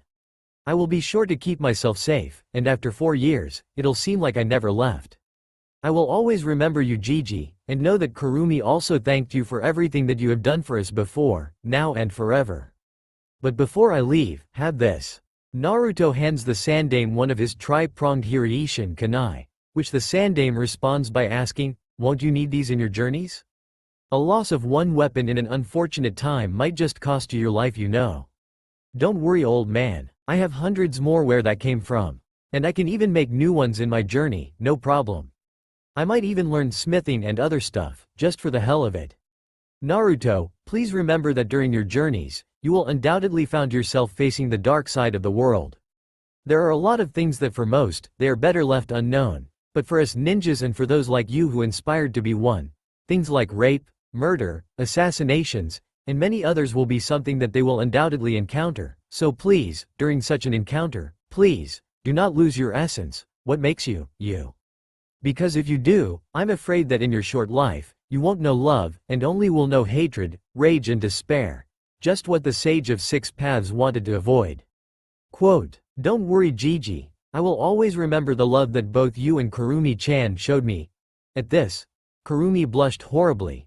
"And will be the guide for me to base all my actions on. And I will remove hatred from this world, and I shall create peace. So for the time being, keep the seat warm for me, old man. I will surpass you, and you will have no choice but to make me Hokage." And with that and a hand wave, Naruto starts to walk past the gates, out of Konoha, and out of sight. An Anbu escort appeared beside Sandame, looked at Naruto's disappearing back, and said, "That kid will go far, I'm sure." Sandame nodded, and said, "True. True that. I have never denied that. In fact, I'm sure he'll achieve his dream. He has stamped his position on everyone's heart, and I'm sure that given a couple of years, he'll be a great Hokage. But for now, we all have jobs to do, and life must be continued as normal." The Anbu nodded and went back to his position while Sandame walked back to the Hokage tower while crying anime tears, thinking of the massive amount of paperwork backlogs that he has to encounter back at his office. Naruto is walking away from Konoha for the last 30 minutes while planning his travel path. Let's see. I don't think I can travel to Iwa without the people there immediately trying to kill me, because I look too similar to father, which is good sometimes, but sucks most of the time. I think I'll go to Suna first, passing through river country, then I'll head north to earth country, but won't go to Iwa, instead, went around it, and then enter Taki. Then I'll think further. Now, onwards. So, plans made up, Naruto went on the direction of river country to the west of fire country. But then, Kurumi piped up from his mind. "Naruto, traveling to see the world is good and all, but you must remember that one of the main reasons for this trip is to train you. So, we'll break camp every evening, and you must place chakra suppression seals and anti-detection seals over the perimeter of the camp so that we can train in peace. But make sure the area is large enough, we don't want your clones to end up in a tight place." "Sure thing Kurumi-chan." Now I'll continue walking. With his bloodline's capabilities, he didn't so much as walked, as ran full speed towards river country, with nothing but everything that he has on him and his seals. Not to mention, to further train both his speed and muscles, he had auto-adjusting resistance and gravity seals placed on him. The seals auto-adjusts in that once they detected that the user has already exceeded the seal's resistance, they will increase themselves automatically without requiring any physical adjustments from the outside. So, his journeys also help improve his speed and strength. Naruto was running around the path to a nearby town, when he heard a scream coming from the path ahead. He immediately disabled the resistance and gravity seals and dashed forward towards the source of the screams. What he saw made his blood run cold. A trade caravan, with all the caravan members tied up, with some of them dead, their decapitated heads mounted on pikes along the roads. Naruto's eyes saw that there are around 50 highwaymen, 3 heads on pikes with their bodies not far away, 10 tied people, screaming and crying, and what angered both him and Kurumi the most. A girl, not older than 15, about to be raped by 3 bandits. "Naruto-kun, kill them all, do not let them survive. They tried to force themselves on the girl. Do not let them, kill them all." The change of honorific went unrealized by both of them, with Naruto focusing only on saving the girl and Kurumi focusing on preventing said heinous act from happening. Naruto immediately dashed forward at blinding speed, faster than what most people can see, and faster than even some Junins, and reached directly in the middle of the 3 would-be rapists, who was in the process of tearing off the girl's clothes. Naruto suddenly became calmer in his extreme rage, with the only thought running in his mind is to save the girl and annihilate the bandits. Without even thinking, Naruto immediately grabbed the bandit that was tearing the girl's clothes, pulled him away and punched him right on the chest, with a punch so powerful that the man's chest was instantly pulverized with some of his rib bones protruding from his back. He then grabbed the other bandit and ripped his hand off of his body, blood spraying on his and Naruto's body, before Naruto using that arm to beat the 3rd bandit with one swing that was so hard that the bandit flew away, and getting knocked out on a tree, head bleeding, while the arm was smashed to pieces. All this occurred in 10 seconds, such as Naruto's speed.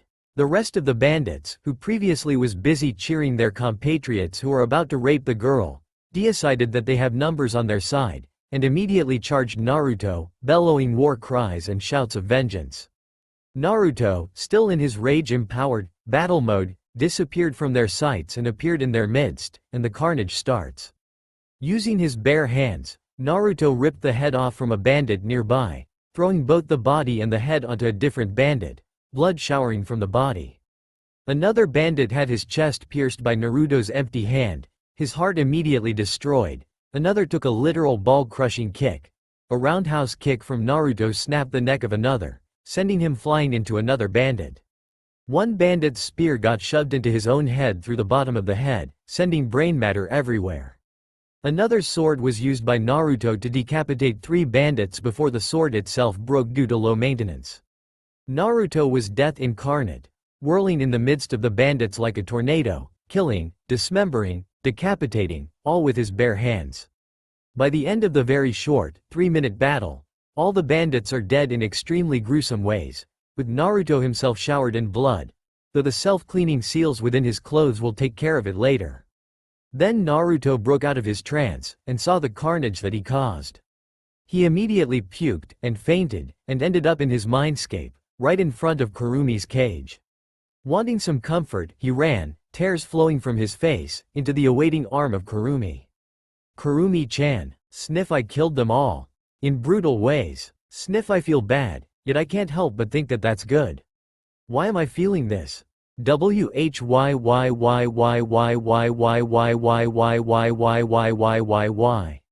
Naruto cried, his tears didn't stop flowing. Naru-kun, don't worry. What you did, as bad as it is, are for a good cause. They are going to rape the girl, then either kill them or force them to become their slaves, not being able to escape, unless they died. They might also kill the rest of the people or use them as hostages, or just torture them for fun. In my long life, humans are a very chaotic creature, in that their nature themselves are chaotic. Don't worry, Naruto-kun. Cry not for them, but cry instead for your lost innocence, one that you won't gain again. Hug me, and cry on me. I'm here, and not planning on leaving anytime soon. I will always be with you, don't forget that. You are mine, and I am yours, as it is so. Naruto kept crying, and crying, and crying, his Astartes bloodline not allowing him the reprieve of dreamless sleep. After a pretty long while in his mindscape, he stopped crying, and asked Kurumi. Kurumi-chan, am I a bad person? I didn't feel anything when I killed them. I regretted doing so, but during the battle, I didn't feel anything, only that I must save the girl and kill all the bandits. Does that make me bad? No, Naruto-kun, in fact, if you didn't regret killing them, then you are a bad person. The reason why you didn't feel anything is that you managed to enter your battle mode, though the only reason you can do so is due to extreme anger. We must train you some more so that you can use it without any external stimulations. No, Naruto. If you didn't regret killing them, but instead find enjoyment in doing so, then you are a bad person. In the work of a ninja, killing is not just unavoidable, but necessary. Sometimes you will be ordered to poison someone, sometimes just killing them by any means. Sometimes you even need to frame someone else for a kill that you did, but know that it is necessary. But learn to deal with them, and never let go of the regret and the feeling that it gives, for if you do, then you are no longer a proper human. No matter what, a life is precious, and any kills is a bad thing. But the act is necessary, it's just that whether you regret doing it or not that will determine your humanity. Thanks, Kurumi-chan. I needed that. I think that was my first kill. And that hits hard. Anyway, I promise that I will visit you here more often. For now, I need to wake up and check the conditions of the rest of the people. See ya. And with that, he was gone from the mindscape, which caused Kurumi to think about what she said to him before, and blushed horribly. I called him Naruto-kun. And I said that he is mine. And I am his. Did he even realize that? I doubt that. He is too busy wallowing in his first kill to recognize or remember what I just said. But what I said is true, and I will still consider it true, and even if he remembers and asks me about it, then I will say it to him. I am falling in love with him, and I hope that he does to me as well. Waking up from his fainting spell, he found out that he was cleaned by the people of the caravan, before he heard a shout of, "He's awake." From his right, he stood up and saw that all of the people, the surviving ones, all came at him. A guy with short hair and a round, chubby face in a pretty expensive kimono greeted him. "Greetings, sir, Arashi." Naruto decided to not tell him his real name, in case it might cause him to become known later on. He wished to keep a low profile, after all. "Ah, Arashi-san, we are extremely grateful for you for saving us from the bandit attack just now. You fainted in the pool of your own vomit with your body covered with blood, so he cleaned you up, though for some reason your clothes cleaned themselves up suddenly." "Thanks. May I have your name? And what about the girl just now?" "My name is Kanda, and the girl you just saved is my daughter, Kanade-chan. No words can express my thanks to you. You don't need to. Any decent human would do something about them. Naru-kun, ask them where the bodies of the bandits are." Kurumi quipped. "What for? For you to eat their brains. Before you started screaming at me about eating someone's brains, remember that the omophagia organ allows you to gain their knowledge and their memories, thus allowing you to find the location of their main camp, and either rescue any captives that they have, or eliminate them all, or both. For them to attack such a caravan, there must be more of them around, and a bandit camp of that size must have been there for a while, and there must be lots of people that they have captured. So it's better to clear off all of them, these scum." Naruto, although disgusted, agreed with Kurumi, and asked Kanda where the bodies of the bandits are.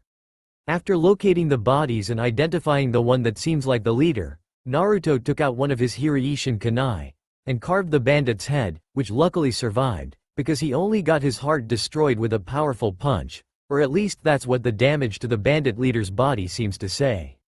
After removing the skull and picking up the guy's brain, with extreme disgust Naruto chews the brain of the leader and swallows it. After a couple of minutes, Naruto was assaulted with a headache so powerful it makes him fall to his knees, and grabs his head, before a bunch of memories from the bandit appeared in his mind. Think of how Alex Mercer and James Heller after they consumed a web of intrigue target. This will keep happening throughout the story, and the comparison seemed most apt. He didn't just found out the location of the bandit camp, but also their leader, who is a missing nin from Kiri, and the unspeakably heinous and inhumane acts that they did to their prisoners, with selling them to the highest bidder being one of the most humane thing that they did. Naruto, now pissed off beyond all reason, went back to Kanda, and told him to stay put and break camp on their current location, before making a couple of cage buncheons and sent them to various parts of the camp so that they will be covered while he's gone. Then, he dashed immediately to the bandit camp, which was located about 2 days' journey from the survivors' camp on a civilian pace, 12 hours journey by Genins, and about an hour by Naruto at max speed, which he did. As he reached the outskirts of the camp, he uses his superior eyesight to see what is going on within the camp. His ears picked up the sound of people screaming and begging for mercy, his eyes saw a huge bonfire, surrounded by the bandits, and his nose picked up the smell of death, fire, ruins and flesh. So, how shall we do this? Chakra or no chakra? Chakra. The easiest way is to use the Hiraishin Rain Kunai and flash to all of them, killing them while doing so. Easy, less collateral damage, and pretty silent, though not exactly hidden. The flash will be visible, but as long as you went fast enough, I doubt that they can even stop you. Agreeing with the strategy, Naruto sent a mental nod to her and took out one of his most special kunai, the Hiraishin Rain, our kunai. This kunai did not just have a Hiraishin seal on it. It also contains a force seal, a seal that sends a wave of force to everything around it, which is essentially a reusable, low-powered exploding tag, and a storage seal, which contains hundreds or tens of Hiraishin kunai, depending on what condition that it needs to be used for, anti-army or just anti-camp. They also have recall seals that can recall all the Hiraishin kunai into their respective HR kunai storage seal, making retrieval easy. By throwing the HR kunai on top of an enemy camp or an army formation, the tens or hundreds of kunai can be rained down on the enemy, hence the name, and Naruto can Hiraishin to every single one of them, thus making him capable of taking down an entire army or enemy camp alone, without any help. At least theoretically. This is going to be the first combat test for the HR kunai. Thank you so much for saving her, Mr. Arashi. Call me Arashi, from Konoha. Arashi-san from Konoha. No words can express how much is my feelings of gratitude towards you for saving my daughter. She is my only daughter, the sun of our lives. Do not thank me for what a decent man should do. Instead, you can thank me by taking good care of your daughter, and make sure something like that never happens again. I will take your advice, Arashi-san. Please stay in my house for a day before you continue on your trip. From your clothes, I'd say that you are a traveler. Thanks, but I do not think so. I will continue on through my journey, and will leave you. Do not feel as you owed me anything, for an act a good man would do. Anyway, I will take leave now, and may many blessings fall on your family after this catastrophic disaster. Farewell. With that, Naruto turned away and walked from the family, thankful that the girl has managed to cry out her pains on the shoulders of her family. The wife then asked the husband, "Dear, who is that man? Did you get his name?" while still rubbing the back of their crying daughter. "His name is Arashi, from Konoha. And he didn't want anything from us. He just saved our daughter from a fate worse than death, and he asked for nothing. I have, and probably never will, meet any person more honorable than him." They both then sat in silence, one hugging their still crying daughter, and one watching the back of the man that saved their beloved daughter. Unknown to all four of them, the girl gets pregnant later on due to the raping that she endured, and gave birth to a baby boy that she named after her savior, Arashi, who was cared for by the whole family and made sure that the boy is loved, and not hated. Naruto then walked back to where he left the rest of the caravan and the people that he rescued, and talked to Kanba about his caravan. "Kanba-san, so what happens now? You have safely reached the town, and doesn't seem to be able to leave for a while. So, any plans?" "None for now, Arashi-san. I would like to sell my wares here, and have the carpenters here build me a new caravan, and then continue on my journey to sell my wares. Your kindness will forever be noted, Arashi-san, and for that, I thank you. About that, can you help me with something? I'm on a journey, yet when I started, I did not think of having a map for me to use. Can you sell me a map? The loot that I gained during my raid on the camp didn't get me a map, though I did get a copy of Kiri's bingo book." He added the last part in his mind. "Of course, I will gladly give it away to you, as thanks for saving us. Though it is not much. Don't worry, that is enough. I don't think I need any more. Now I will take my leave from this town, and continue on my journey." Trotting around, Naruto then walked away from the caravan, and walked away from the town, and out of everyone's sight, before tree-hopping to another destination, one that no one knows. After his stop in Shizuka, Naruto continued his training journey, traveling for 12 hours and training for another 12, and resting only on the weekend in an 8-hour sleep, with which he continued to visit Kurumi, to talk, to chat, and even just to sleep on her. Along his journey, he trained himself in various elemental jutsu, completed all his elemental training, and even improved his shadow clones so much so that he didn't even need hand signs for them. Massive number of clones trained every day in taijutsu, elemental recomposition and seals, even trained in elements that are not his main, lightning, earth, while he himself tried to achieve the elusive BM. Days upon days passed without any further troubles, and one day, he found out that towns, cities and certain places had bounty boards, where people places various missions and bounty hunting missions. On the urgings of Kurumi, he decided to pick up some of the missions, mainly bandit exterminations, finding missing person, or even missing nin hunting. During the bandit extermination missions, Naruto shows that he really intends to keep his promise. BM or not, he killed the bandits, especially those that he caught raping with extreme brutality. Limbs are torn, bodies mutilated beyond reason, entire camps annihilated. For some of the camps, the prisoners have been slaves for so long that it's all they knew, and they've lost hope, so much so that they are not even alive for the most part. In the end, he's forced to mercy kill these people to end them of their misery. During these moments, Naruto usually gets so angry that not just he started drawing on Kurumi's evil chakra, he absolutely crushes the bandits without any restraints, destroying them utterly, and sometimes not even bodies are left. During these moments, he usually ended up on Kurumi's fur, crying not for his own sake, but for the innocent lives that he was forced to take, due to them being so broken and hopeless. Also, another thing that he found different was his feelings towards Kurumi. She is always there, to comfort him, to teach him, to just give him a massive hug, to be his friend in need, and to be his greatest confidant. During times when he was sad, like after a mercy kill, Kurumi hugged him in her massive tails, whispering words of comfort and calming him down. During happy times, she celebrates with her, like if he learned a new jutsu.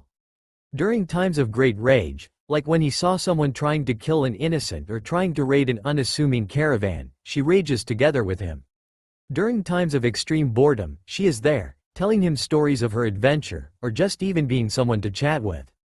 After a certain amount of pondering, he realized something.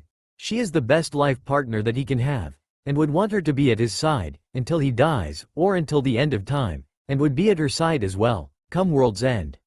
Also, due to Naruto's BM training, he somehow becomes bipolar, for no reason. Most of the time, he is a very happy, very relaxed guy that can make everyone around him laugh, but in battle, he became a ruthless, extremely brutal, cold-blooded warrior, whose enemies' blood became his drink, and their flesh his food, sometimes literally. Due to his own constitution, he is able to digest everything that the enemy once was, and which terrifies the remaining enemies to no end. So much so that he is placed within the bingo book as Arashi the Blood Drinker, a B-ranked freelance mercenary, whose face was never seen, because he wears a hood, covered with voice-changing seals, face distortion seals, which helps him keep his identity. Nickname made him sick with himself at first, until Kurumi reminded him that what he does is for the good of everyone around, depending on the target, which was usually bandits. 10 months had passed, and right now Naruto is fighting a Konoha missing nin named Rokusho Aoi, who was wielding the sword of the Thunder God, once owned by Senju Tobirama, against Naruto. His genin team was already wiped out by Naruto earlier, getting their brain matter falling on the ground after a series of vicious right hooks from Naruto killed all of them, with Naruto not even affected by Aoi's Senbon shower technique with his chakra armor activated. Damn it, what are you? You're not human. No human can punch that hard. Naruto, currently in BM, which he just achieved 2 weeks ago, rushed to his position immediately and grabbed his wrist, before snapping his entire arm like a twig. Before Aoi could even start screaming, Naruto punched his face hard enough to cave his entire face in and turn it into a huge pile of mush, silencing him immediately, while the sword of the Thunder God fell to the ground. Wordlessly, he picked it up, sealed it in a scroll, and destroyed the man and his team's body with a massive Kaiden jutsu. Then he started to tree-hop his way away from Rain Country, and going back to Fire Country.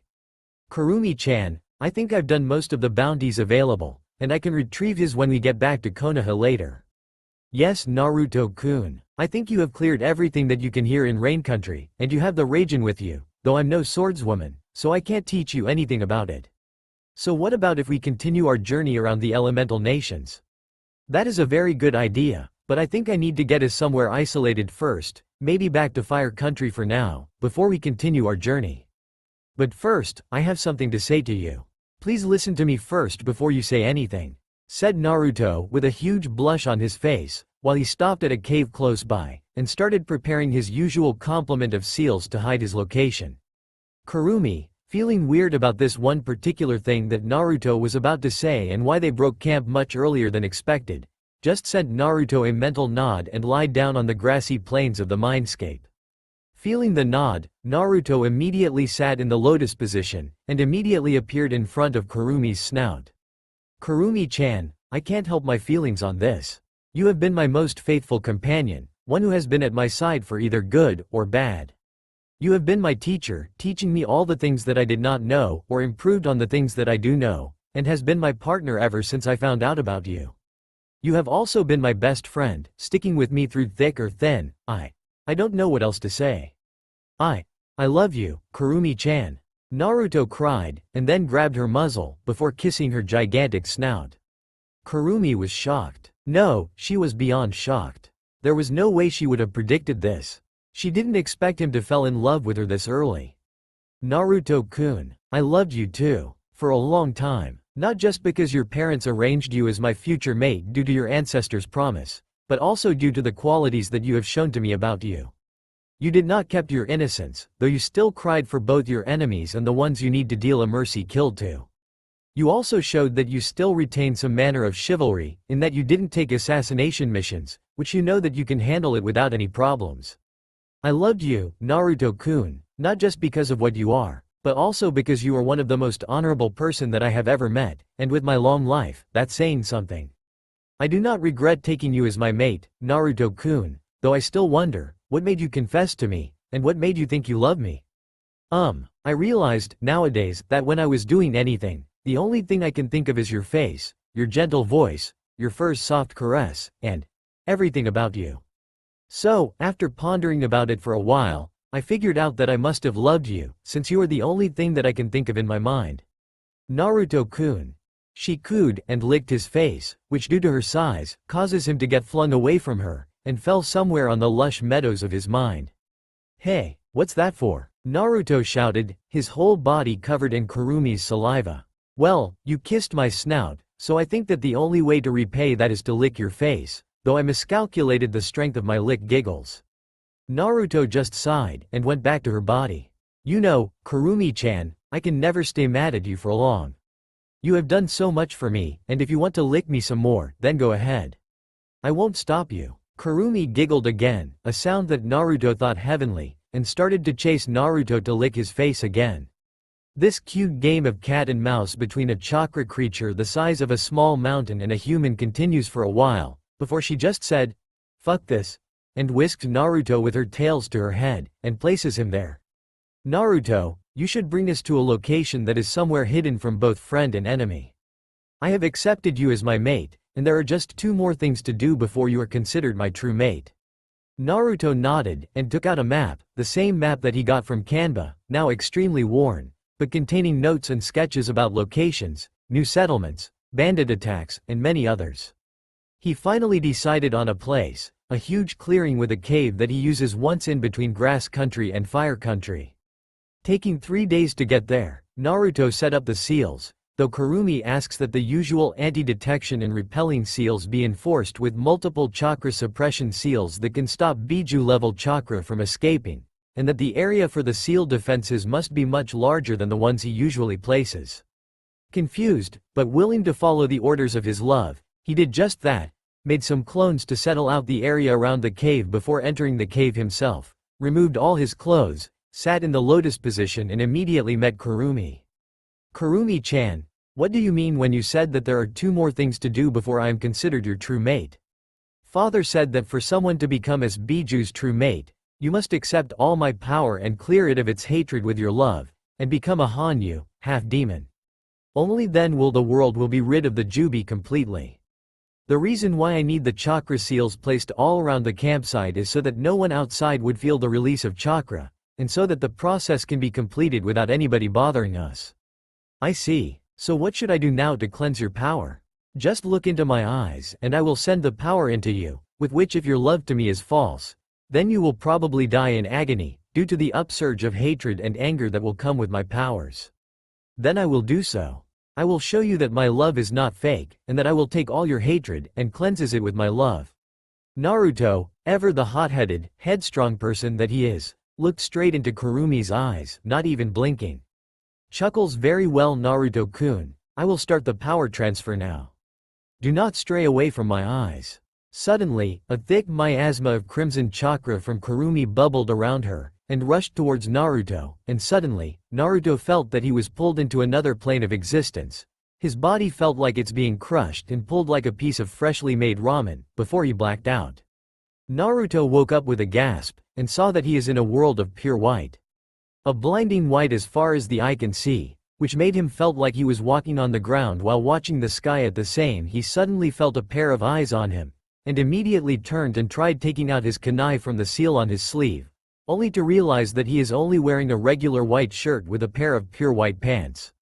As he was puzzling the mysterious disappearance of his clothes, the eyes that he felt on him just now immediately became a body, one with weird horn-shaped hair at his head, purple rippled eyes, a shakuho in hand, and a cloak with black shirt.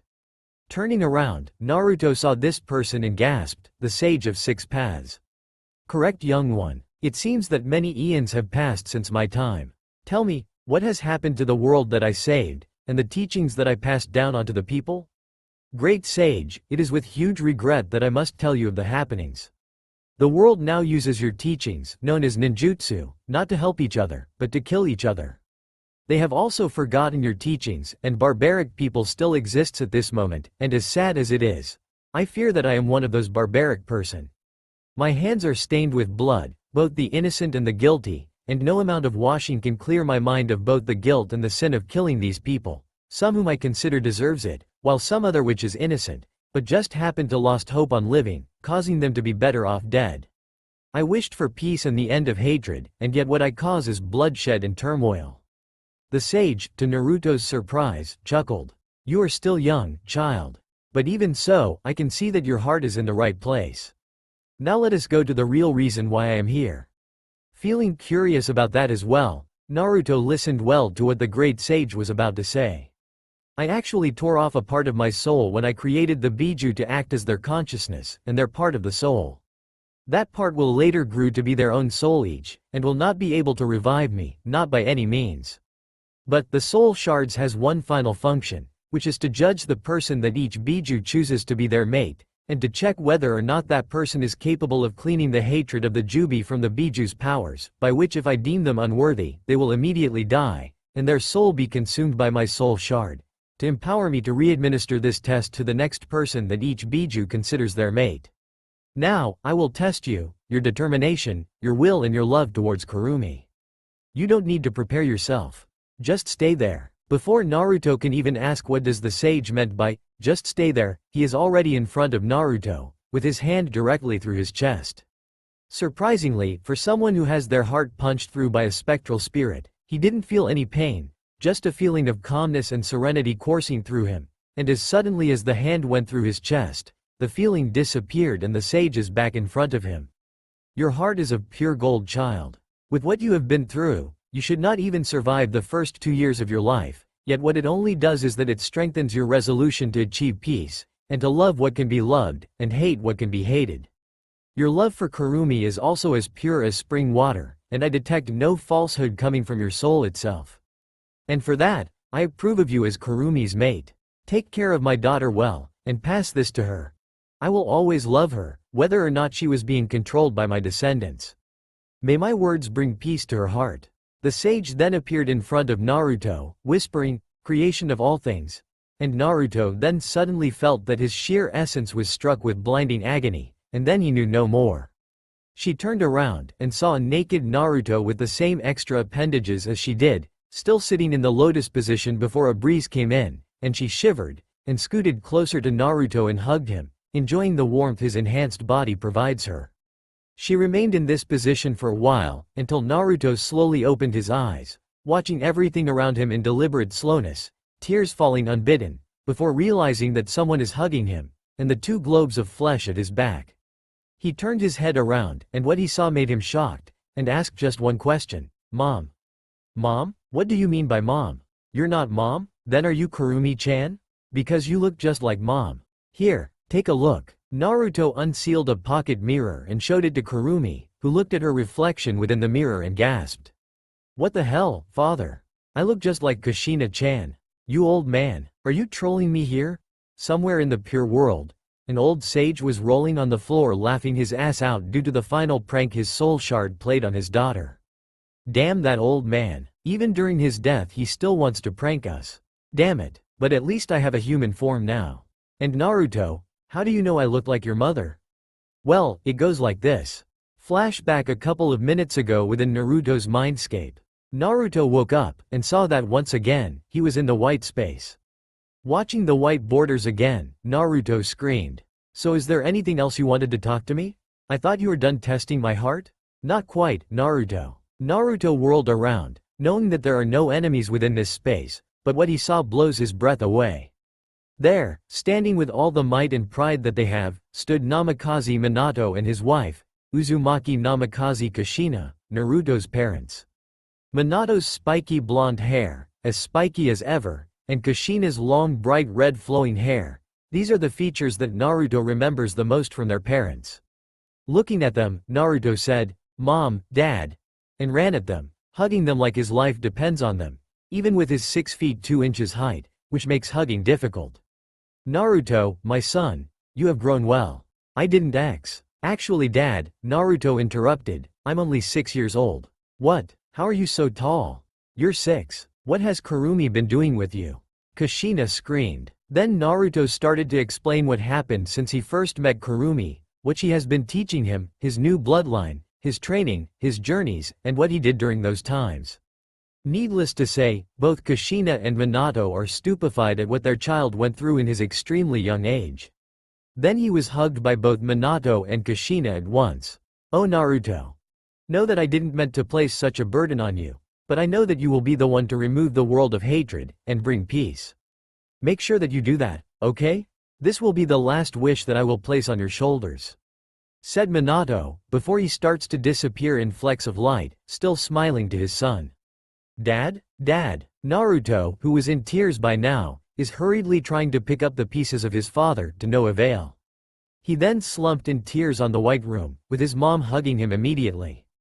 "Naruto, the only reason why we're here to see you is that we sealed part of us, Minato his chakra, and me my soul, within the seal, so that we can appear to either guide you or stop you when you tried to pry open the seal completely, especially during times of extreme anger. We hope that time never came, and it never did. The reason why you are seeing us here right now is because the seal was broken completely, and my spirit and your father's safety measures kicked in, though not for the reason that we envisioned, which is good. We can sense that we are no longer needed, and our time here is up." "No, Mom, don't go. No, please," Naruto screamed, as he cried his heart out while grabbing Kushina with no intent of letting go. But alas, Kushina still disappeared, still, at a slower rate. "Naruto, my son. Always remember that we will always watch you from the pure world, always looking at you, supporting you in everything from afar. Do not cry for out deaths, for death comes to everyone. Naruto, always remember to treat your elders nicely.